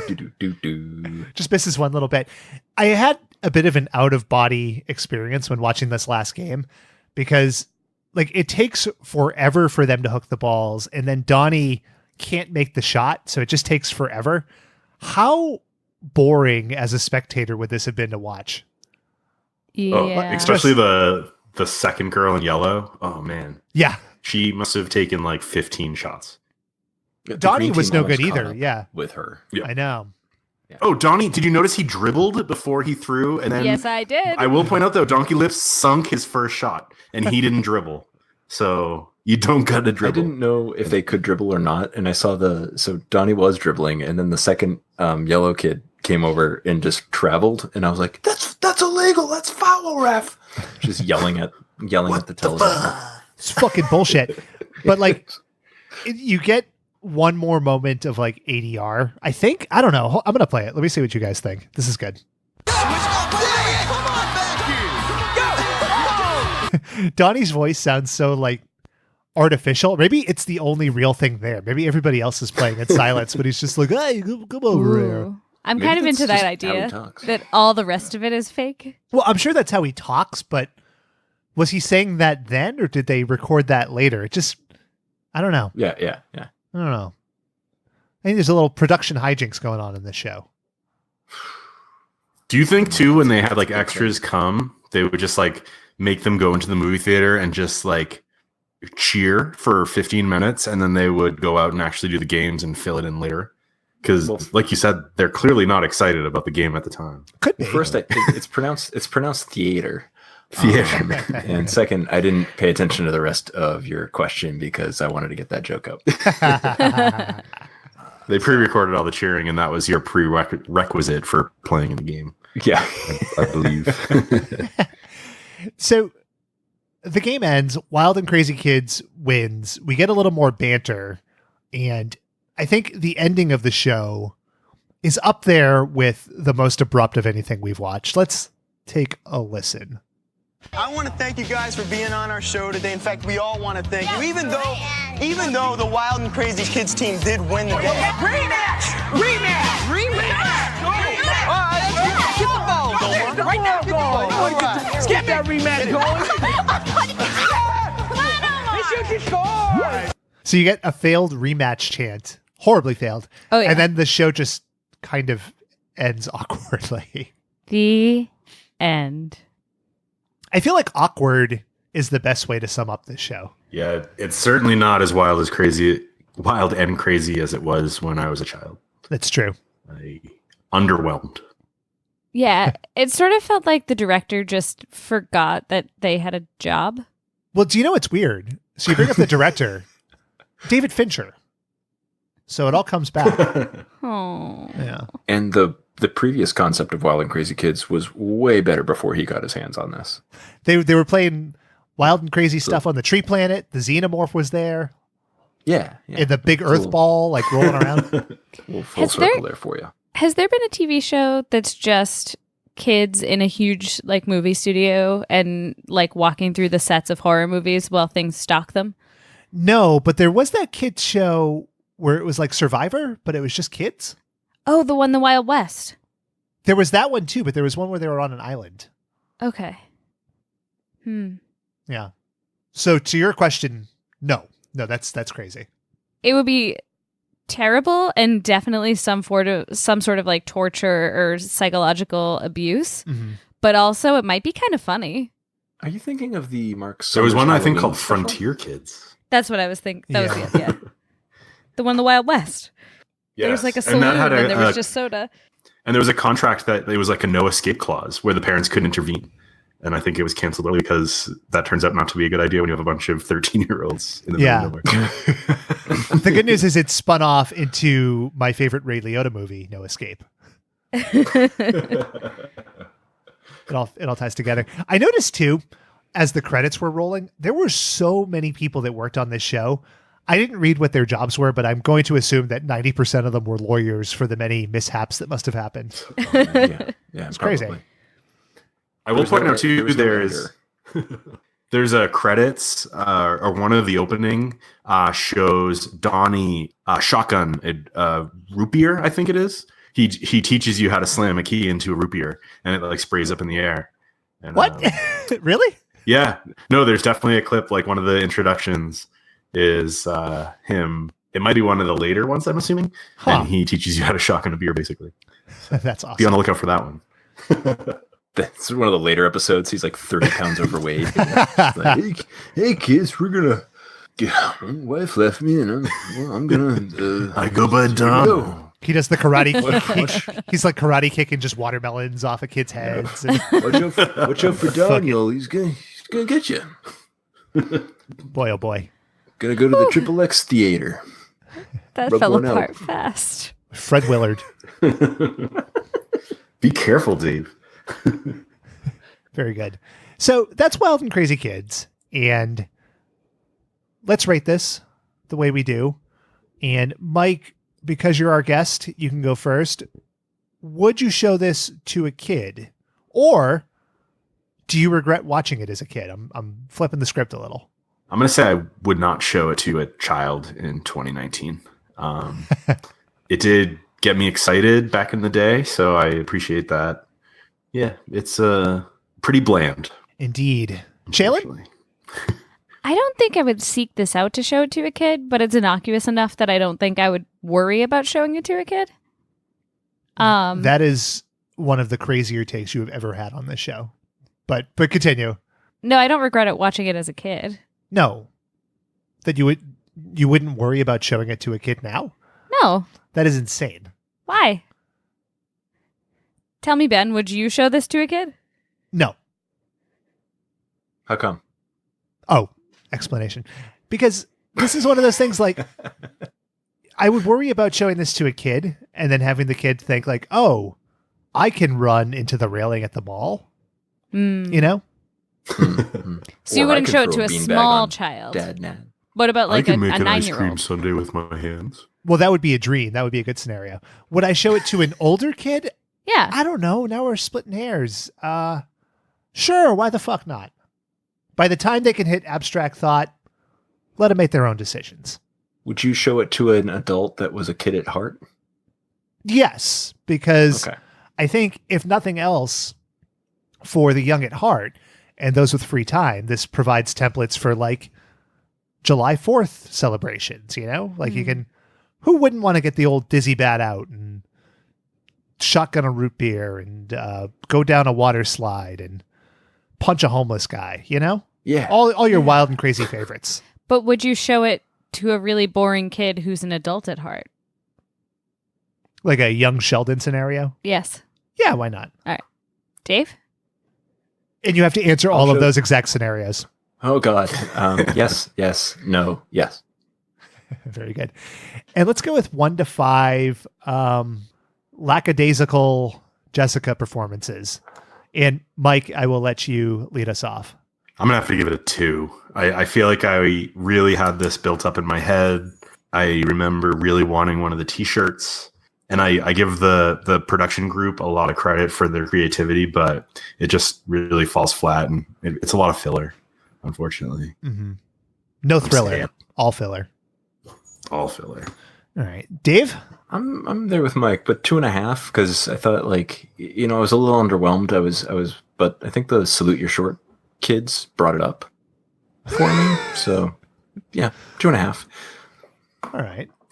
Brought it up. Yeah, I don't know what that means, but okay. Brought up my score. That's a pretty sweet beanbag, okay. Yeah. Well, and I was pitching a tent the whole time I was watching it. That Budnick. Oh boy.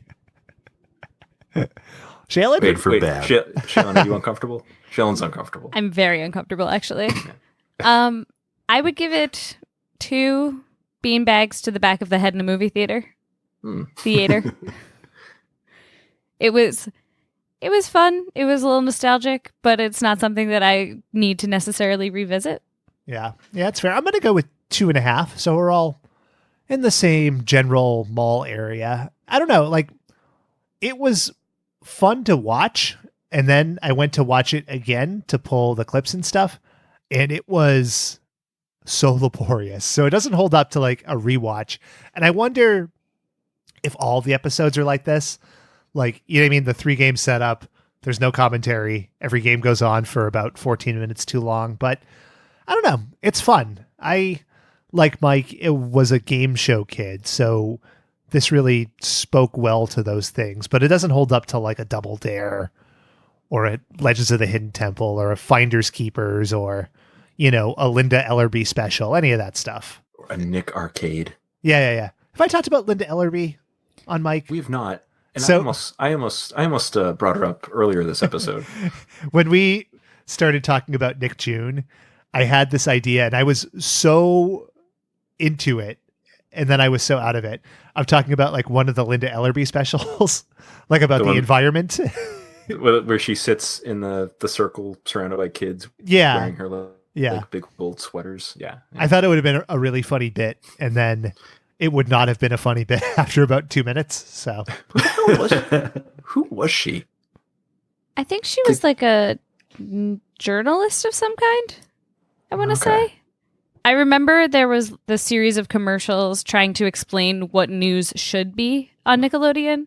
And she talked about, like, because it was Nick News W5. And there was, like, the kids talking about what the different W's stood for and how to know what a good story is, or to understand that it was giving you enough context to understand the whole story. You needed all 5 of them. Okay. But, I mean, that could have just been the marketing team. I have no idea, really. Okay. Do you guys not remember those ads? No. Yeah. She could have been a star man. I or she kinda could not do. have been. They kind of reminded me of who was there a Judy Blume character that was like a detective? Am I thinking of the totally wrong thing? There was Nancy Drew. Harriet the Spy kind Harriet of thing, and they had the tie-ins that was like who, what, when, where, why, of like figuring out a case. I remember those. Were I remember animated. that, yeah. Yeah. We've gone off on a tangent with no answer. Oh, for sure. None of us I'm have very access to any information outside of what we're doing right now. Yeah, I was going to say, I very mean, sorry. we could look this up, but I want to rely on you, the listener. So hit us up at Twitter, at WatchBotsPod, hashtag Linda Ellerby Truth. Can I also say, so this episode takes place in a mall when they have 3 actors from a show about a fucking summer camp. And they could have made the game so much better if they were camp based. Huh. That's like a huge miss on their part. Yes. Like they could have done so many tie-ins to Sleeper Shorts. So this feels very last minute to me. So Just that's sloppy really shit. Yeah. Shame on you, Woody Fraser. The fuck. Yeah, you could have got the stars of my favorite Canadian drama, 15. That would have been mall appropriate. Yes. Yeah. Huh, that's a Some good point. evening shade tie-ins too would have been good. They blowing my mind here. So we have a grand tradition on this show of making our guests do work and construct games. And Mike, you are no exception. So I will throw it to you to give us the lowdown. In celebration of the end of NickJune's, I am playing a game called Salute Your Wild and Crazy Kids. So this will be kind of a mashup of early 90s Nickelodeon trivia. So as you said, there's very little information on the internet about either show. So I had to do some creative liberties here. So This will be a multiple choice. I'm going to go one person at a time. Let's say 1,300 points per right answer. And then if you do a follow-up, it'll be 50 points. All right. In the style of Wild and Crazy Kids. So let's start with Shaylin on this one. Which of the following 90s sitcoms did Michael Bauer, also known as Donkey Lips, make an appearance on? Was it A, Friends, B, Men Behaving Badly, or C, Frasier? C, Frasier. That is incorrect, unfortunately. It was Friends. He played Monica's boyfriend in high school in a throwback episode. Delightful. It's really Which I am immediately going to look up. I need to find that. Yes, same. I have a special place in my heart for poor old Donkey Lips. It's really hitting above his batting All average. right. Monica. Good on him. Yes. Even Fat Monica, totally finger. Oh, that's right. I forgot that was a subplot of that show. Jesus. What would you do to her? Five-ish finger? That's exactly right. Five-ish Finkel? Five-ish finger. That's a 5-finger finger blast. A 5-ish finger. Mr. Five-ish Finkel to you. This bow tie. All right. To Dave. Okay, go ahead. So, which Wild and Crazy Kids star later had a cameo on the hit show Seventh Heaven? Was it Omar Gooding, Dawn Jeffcoat, or Annette Chavez? I'll go with Daniel Jeffcoat. You are correct. For 10 points. Who did he play? I watched a lot of Seventh Heaven. I feel like he was one of the kids that stayed in the treehouse for a couple episodes. You know them. Yeah, that one. Oh, the old Treehouse Gang. Yes. I think Jessica wanted to be the next Beale, but couldn't pull it off, unfortunately. Too Too plain. Too plain. It was the No Jessica's Club. We can have one. Exactly. All right, Ben. Question number 3 goes to you. Which star of the movie Barbershop did Omar Gooding replace when he was cast in the TV version of the show? Was it A, Cedric the Entertainer, B, Sean Patrick Harris, or C, Ice Cube? Ice Cube. You are correct. Yeah. Good job. Ice Cube's not going down to a TV show. Come on. All right, Shaylin, coming back to you, number 4. What was the main reason Salute Your Shorts was not extended beyond its second season? Was it A, the parents refused to sign a nudity clause? B, actors refused to relocate to the new studio? Or C, flooding destroyed the set? B. You're correct. So apparently when Nickelodeon moved from California to Florida, it caused a lot of programming issues. And that's why you saw a lot of these shows stop early. Which other shows? I think it was Hey Dude was also canceled like within a season after that. Huh. And some of the voice acting, weirdly enough, was also canceled. So there's kind of like a lull in 92, 93, and then a restart when the Toons took the show. I guess that makes sense. Unfortunately. So they filled that gap with Wienerville. Exactly. Just cheap. And cheap, he was cheap all too content. happy to come down from New York. He was thrilled. Yeah. He was already there. Have you guys heard of Head Puppets? They went to the Universal Studios parking lot and saw the guy living out of his car. Sir, would you like a sandwich? Come on in.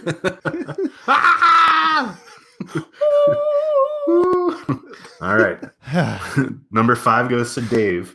What company sponsored all of the clothing worn in season 1 of Salute Your Shorts? What? Was it A, Adidas, B, LA Lights, or C, Reebok? C? Correct. Yeah. I so desperately wanted it to be Body Glove. Oakley. I was hoping one would be bum equipment. Yeah. Oh man, you know what? That's a good one. Going back to like cool kids clothes, I had a lot of bum equipment shirts or like bum equipment knockoff shirts that just said bum on the front. I did too. Do you remember the chameleon shirts? I used to go through the Big Dog catalog. The chameleon shirts, the heat changing ones. Yeah, like were they called color something? I don't know. They changed color when they changed temperature. Yeah. And then when your mom forgot that she wasn't supposed to put them through the dryer and did it anyway, they just came out tie-dye forever. They're ruined. Yeah. My mom wouldn't have done that. Luck. So no accusations. No accusations. All right, Ben, number 6 goes to you. What is an awful waffle? Is it when you poop in a laptop and close it? Is it when you pour syrup on someone and then slap their stomach? Or is it when you try to stomp a poo down the drain of your shower? So the answer is B, but you've actually blown my mind because I didn't realize a part of that. I always knew. What part? So I always knew like when they would threaten the awful waffle, they would pull out the syrup and a tennis racket. So you're telling me that they whacked the kids with the tennis racket? Yeah, that's my understanding is that they would like either push it down or hit you a few times until you had the grid, and then they would put the lotion on you. The lotion. syrup, I guess. Sexy. That's what we called it in New England. You want some lotion for those waffles? Yeah. Gross. All right, so Dave and Ben are tied, and Shaylin has 10 points. So we're going into round 2. This is the lightning round. So Shaylin, Salute Your Shorts star Blake Sennett later went on to play in what 2000s indie band? Was it Rilo Kiley, Death Cab for Cutie, or Ween? Ween? Oh, shit. I have no I don't know. Oh, tisk. Oh, incorrect. It was Rilo Kiley. He and Jenny Lewis were at least for a time very close friends. After her appearance in Wizard, they is that started. Pinsky? Or, is that his name? The character name? I think you're right. Yeah. I think so. Yeah, he was on Boy Meets World too. Yes. As Okay. one of the bullies. I knew that she was in the band, obviously. Yes. He's actually really good friends with Butnick too. Okay. As you can tell from their musical. Yes, they love each other. I thought you were going to say your tattoo artist in Mission Hill. I know. I was waiting for that. That's their favorite band. Yeah. All right, Dave. Despite several mentions of it throughout the series, what activity is never shown in Salute Your Shorts? Is it finger blasting, swimming, or wallet making? Swimming. You're correct. Yes. They always threaten each other with swimming drills, I think, but they never actually show them in the water. Wasn't there an episode just around them making a ton of wallets? Like I it think was like so. a sweatshop almost. I remember that, yeah. They had like a quota. Yeah. I remember that one. Ugg's actions, by the way, would not fly in today's Salute Your Shorts. What do you mean? Certainly. Yeah. Why? Just the punishment he would make the kids go through. Like he had them like holding buckets of water for like hours Out in front of them. Oh, yeah. Yeah. Builds character, though. Yeah. And that's just what they allowed on camera. Anyway. Jessica Gaines starred in a commercial for what car manufacturer? Was it Ford, B, Pontiac, or C, Lincoln? Pontiac. You are incorrect. God, it was a Ford commercial. All right, Shaylin, this one is for you. You're so ready. We only got 4 more questions left, so you got to take it seriously. What show did Danny Cooksey first act in? Was it A, Silver Spoons, B, Growing Pains, or C, Different Strokes? Silver Spoons. Oh, no, it was C, Different Strokes. Is he that old? When do you he think was Different born in Strokes like aired? 77. Oh. Yeah. For some reason, Different Strokes was a much older TV show in my mind. You think so? It was on right after Lawrence Welk. In my mind. Yeah. All right, Dave, this one's coming back to you. Wild and Crazy Kids was produced by Woody Frazier, as we spoke about earlier. What other show was produced by his production company? Was it A, The Richard Simmons Show, B, Ricky Lake, or C, Sally Jesse Raphael? Oh, man. Go with your heart on this one. A. It's Richard. A. It was The Richard Simmons Show. Oh, man. Yes. It was a short-lived daily talk show with Richard Simmons. Was it short? There was also D, Come Sit in My Lap. Oh. Who wants to play? Come sit in my lap. You're too old to work here. So, what was the Richard Simmons Show? I've never heard of this. Was it like a sitcom? I didn't look up a lot of details. I imagine it was around the Sweat into the Oldies time. It was like a it had like the same format as like a Ricky Lake, where he like hosted people and like just talked through. Okay. Like had guests in front of a studio audience, but I think it was Had more some final about thoughts. I think it was more about like weight loss and like self help. Well, I don't know why you would think that. I know way too much about the. This was before he was like hidden away, right? Because he's like locked in a closet somewhere. Yeah, he's been kind of missing in action. There's a pretty good podcast about trying to find out where he went. But he had like this gym that he did classes every single day, and then he just disappeared, and people still go without him there. It's very sad. There's literally a podcast for everything. Yeah. That's my next one. Just like there's porn for everything. You're just guest hosting on the podcast circuit. It's watch. I'm just going around it. Yeah. Where in the world is Richard Simmons? It's been a busy week. All right, then. Why did Nickelodeon have to change the recipe for green slime? Was it 1, it was causing allergic reactions? Sorry, A. B, because cream of wheat cooks under the new studio lights? Or C, they were sued by the Ghostbusters lawyers for using green slime? Oh, boy. I'm going to go with A, allergic reactions. Oh, it's because the cream of wheat was cooking under the lights. They Really? found that out I during. knew You that can't do that on one. television. Weird. Yeah. Yeah, it would just turn into a stiff like pudding. All right. Shaylin, last one goes to you. I'm ready. Which 2 Nickelodeon hosts are believed to have had a secret love affair? Was it Mick O'Malley and Moira Quirk from Guts? Was it Mark Summers and the beautiful stage assistant Robin from Family Double Dare? I love Robin, by the way. Or was it C, David the Gnome stars Tom Bosley and Hetty Haggins, who played the voice of Lisa?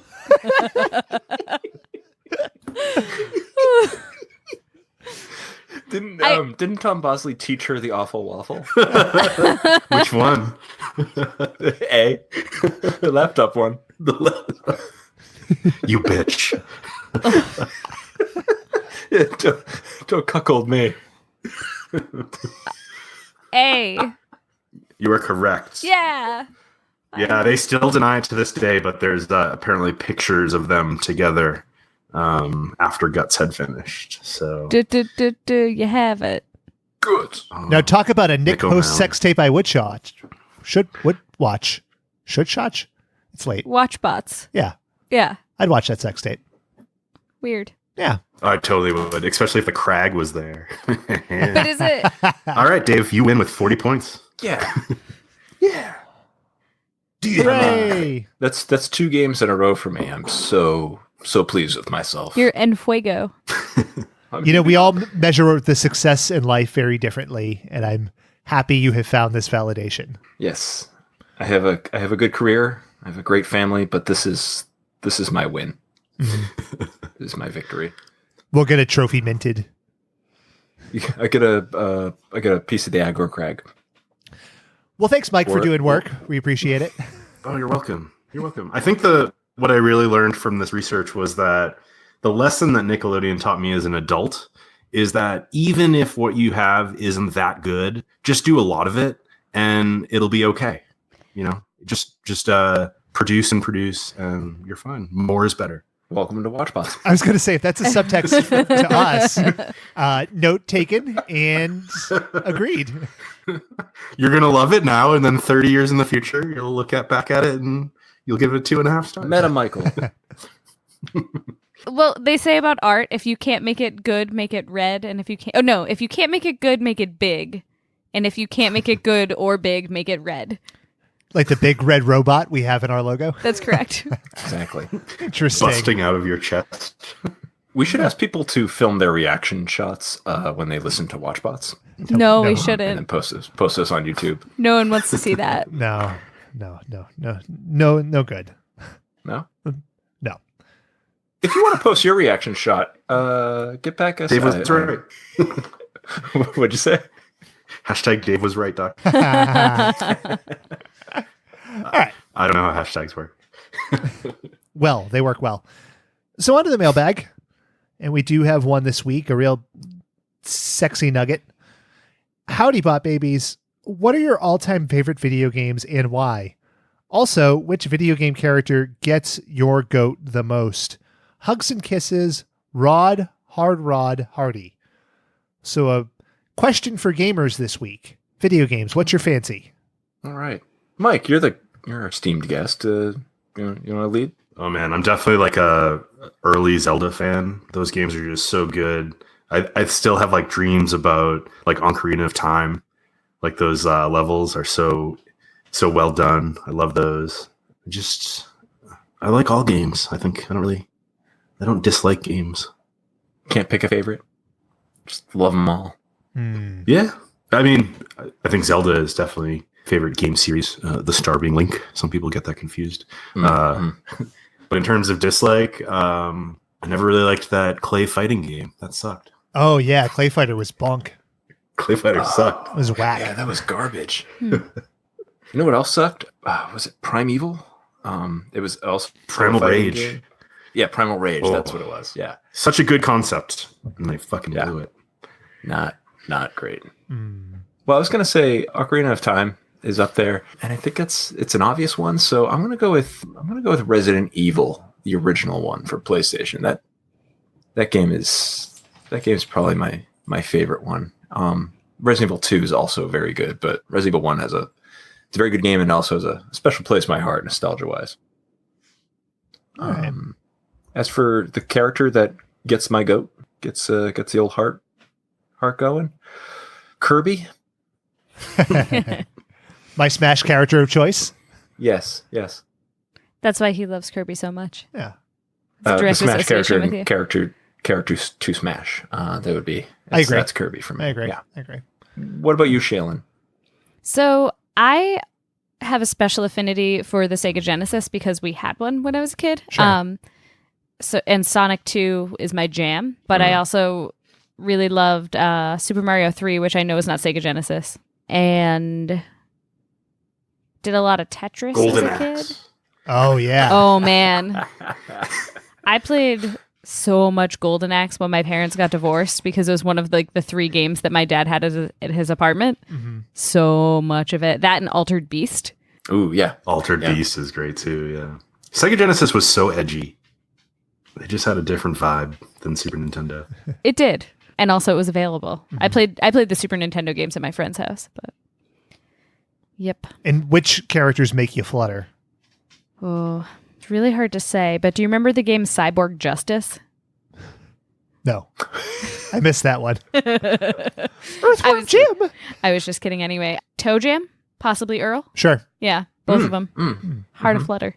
Couple of hunks there. Love that game. Hubba.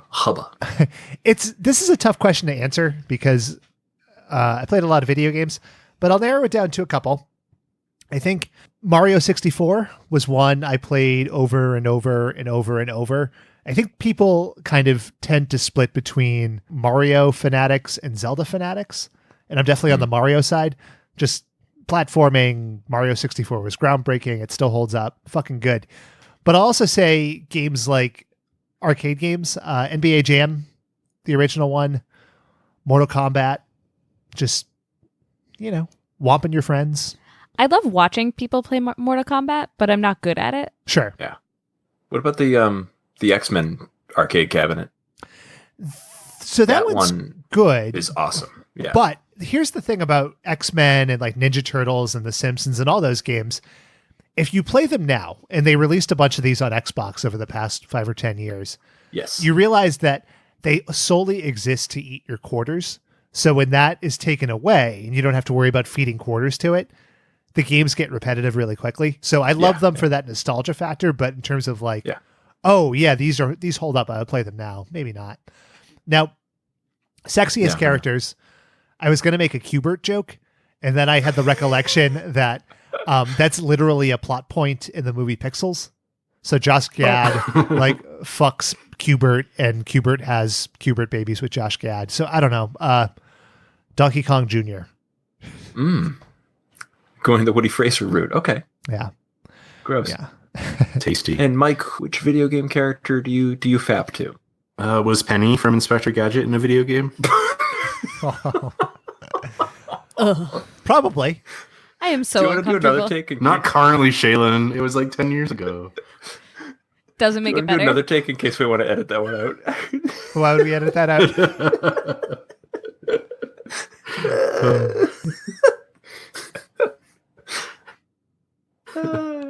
So I know we're running really long since we've been so randy. So the first porno I ever saw, I was at my friend's house, and his dad, as many dads of the time did, had like a stash of tapes. So my friends and I were home. Well, we were at his house, so we grabbed the tape and he put it in. And it was a guy. He had hair like Paul Stanley, so like long curly hair. And he had 2 women, but he was painted half black and half white, like that episode of Star Trek. Oh. So it wasn't like the fun introduction to pornography that I had pictured for, a few years. It was actually really off-putting. I had a similar thing, friend. Serves you right. It was a plant. The guy planted that tape there. Yeah, it could be. It's just him shaving for 4 hours. Jacket to this, kids. So I had a similar story where my friend's dad had a stack of VHS pornos, and we were home by ourselves. We're like, hey, let's sneak in and watch one. So we put it in the VCR, we pop it on, and there's like a boat chase scene, and then it cuts to clearly a very different interior, like a boat interior. People have sex, and then it just jumps to a completely different plot, like they're in the jungle or something. And I remember not being into the sex scenes, but really, really wondering what happened to the boat and and what happened at the end of the chase. It had action and adventure. Yeah. I remember, this is a weird thing. When I was in high school, I had like an overnight thing because there was church meeting I had to be at one day, and the next day there was like a group of teenagers, and we were staying in this girl's basement, and somebody smuggled in porn. I don't know who it was. And I was just so weirded out by the concept of like a group of teenagers watching porn together that like they put it on and I was like, yeah, no, I'm out. I can't do this. And I just like went and like got in my sleeping bag and read a book with my back to it. Cause it just, I don't know, for some reason, like watching porn with 17 people seemed odd. I agree with you on that. You went home and played Toe Jam and Earl. You little freak. Just really angrily. God. Yeah, that was something in college that I never liked. That was so weird to like gather around like a CD-ROM and be like, oh yeah. Yeah, it just seemed... The movie itself was Debbie Does Dallas, which as it turns out was a historical thing. I probably should have watched it, but I didn't. It was artsy. Yeah, it's in like the National Library now. Totally. Historically significant. There's actually a room in the Smithsonian with like dimmed lights where everybody can go in and watch it. Oh. You know, I watched Debbie Does Dallas with a group of people too. It's apparently like a thing. I later found out because I told my dad about this as an adult, like this weird situation. And he was like, you know, that happened to me at a party one time. So yeah, it's weird because your dad was there when I saw it. Oh, gross. Oh, no. That was not a joke I'm okay with. Rocky Horror Picture Show. Definitely not okay with that joke. Pornography is an experience best enjoyed in the comforts of one home, squirreled away in the basement or something. Not with a group of people. I don't know. Not a team. Yeah, but it's okay to play the cheering from Wild and Crazy Kids in the background. Yes. Yes, absolutely. Make that GIF, Ben. I will. Maybe. Put that in your GIF library. Well, we want to hear from you listeners. Hashtag Loot Awakening. Ooh. Well done. That was a good one. Yeah, off the cuff. Because I'm a fucking pro. So we have made it to the end of NickJune, and it has been a journey. A hero's journey. It has. A hero's journey. Yeah, that's us. A real Bildungsroman. Mm-hmm. Now, Mike, as a treasured guest, I want to know, what was your favorite part of NickJune? No, I'm just kidding. You don't have to do that. I don't know. Theme months, yay, nay? I like it. I think a 4-week month we can pull it off. Yeah. Yeah. I think we got to get shows that are a little more spread out in time. Yep. Because we have many predetermined segments. Yep. That require that. Yep. But we'll see. I can't remember what we talked about, so I just want you no to sing teases. Contextual Feeling again, the new one. Unnecessary. I already did it once. So, Mike, you survived, I think. I did, yes. I think as I put back on my listener pants instead of my contributor jersey, my extra large Charlotte Hornets jersey that I wore tonight. Your contributor jersey with no pants. Yeah. Just shirt. Just a little beanbag showing. I think I'm ready to see what the future has for WatchBots. I'm very excited. That's awesome. Well, thanks for joining us, Mike. And one last question. Who's your favorite WatchBots host? Decline. Guest host Kendall. I'm not going to answer that. That's a... Kendall's pretty sweet. Damn it. Yeah. Stupid Kendall. Stupid, sexy, sultry sounding Kendall. But you know what?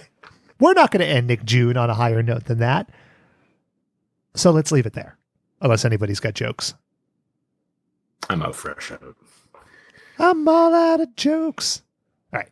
So lost without jokes. You can follow us on Twitter, Instagram, and Jiffy at WatchBotsPod. Please subscribe, rate, and review on iTunes, Spotify, or your platform of choice. For Dave, Shaylin, Mike, and a cast and crew of thousands, this is Ben. Thanks for listening to another episode of WatchBots. Until next week, may all your ice cream sundaes be handmade. May all your replacement hosts be dead fish. And may your green slime be bountiful. Bye.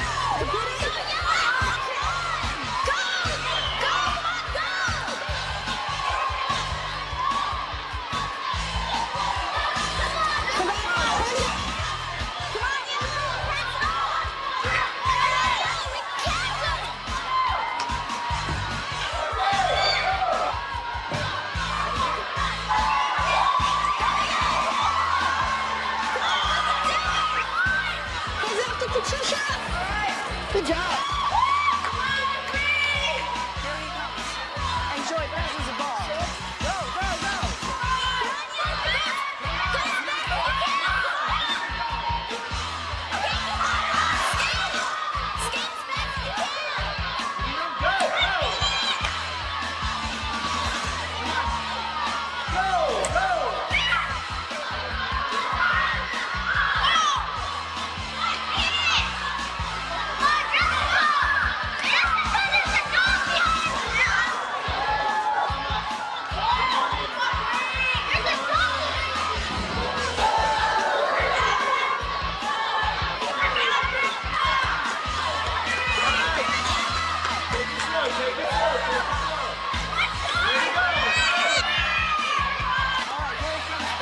All right.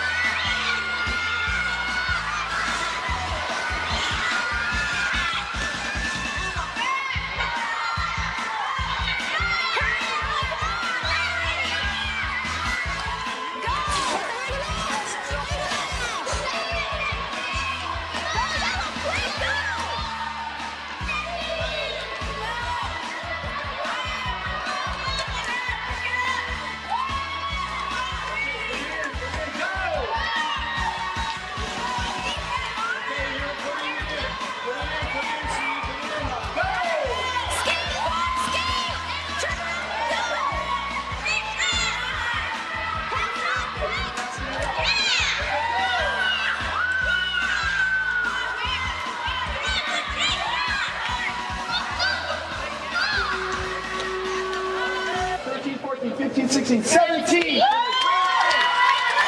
13, 14, 15, 16, 17. It's a tie. All right. Here I go, I'm the best.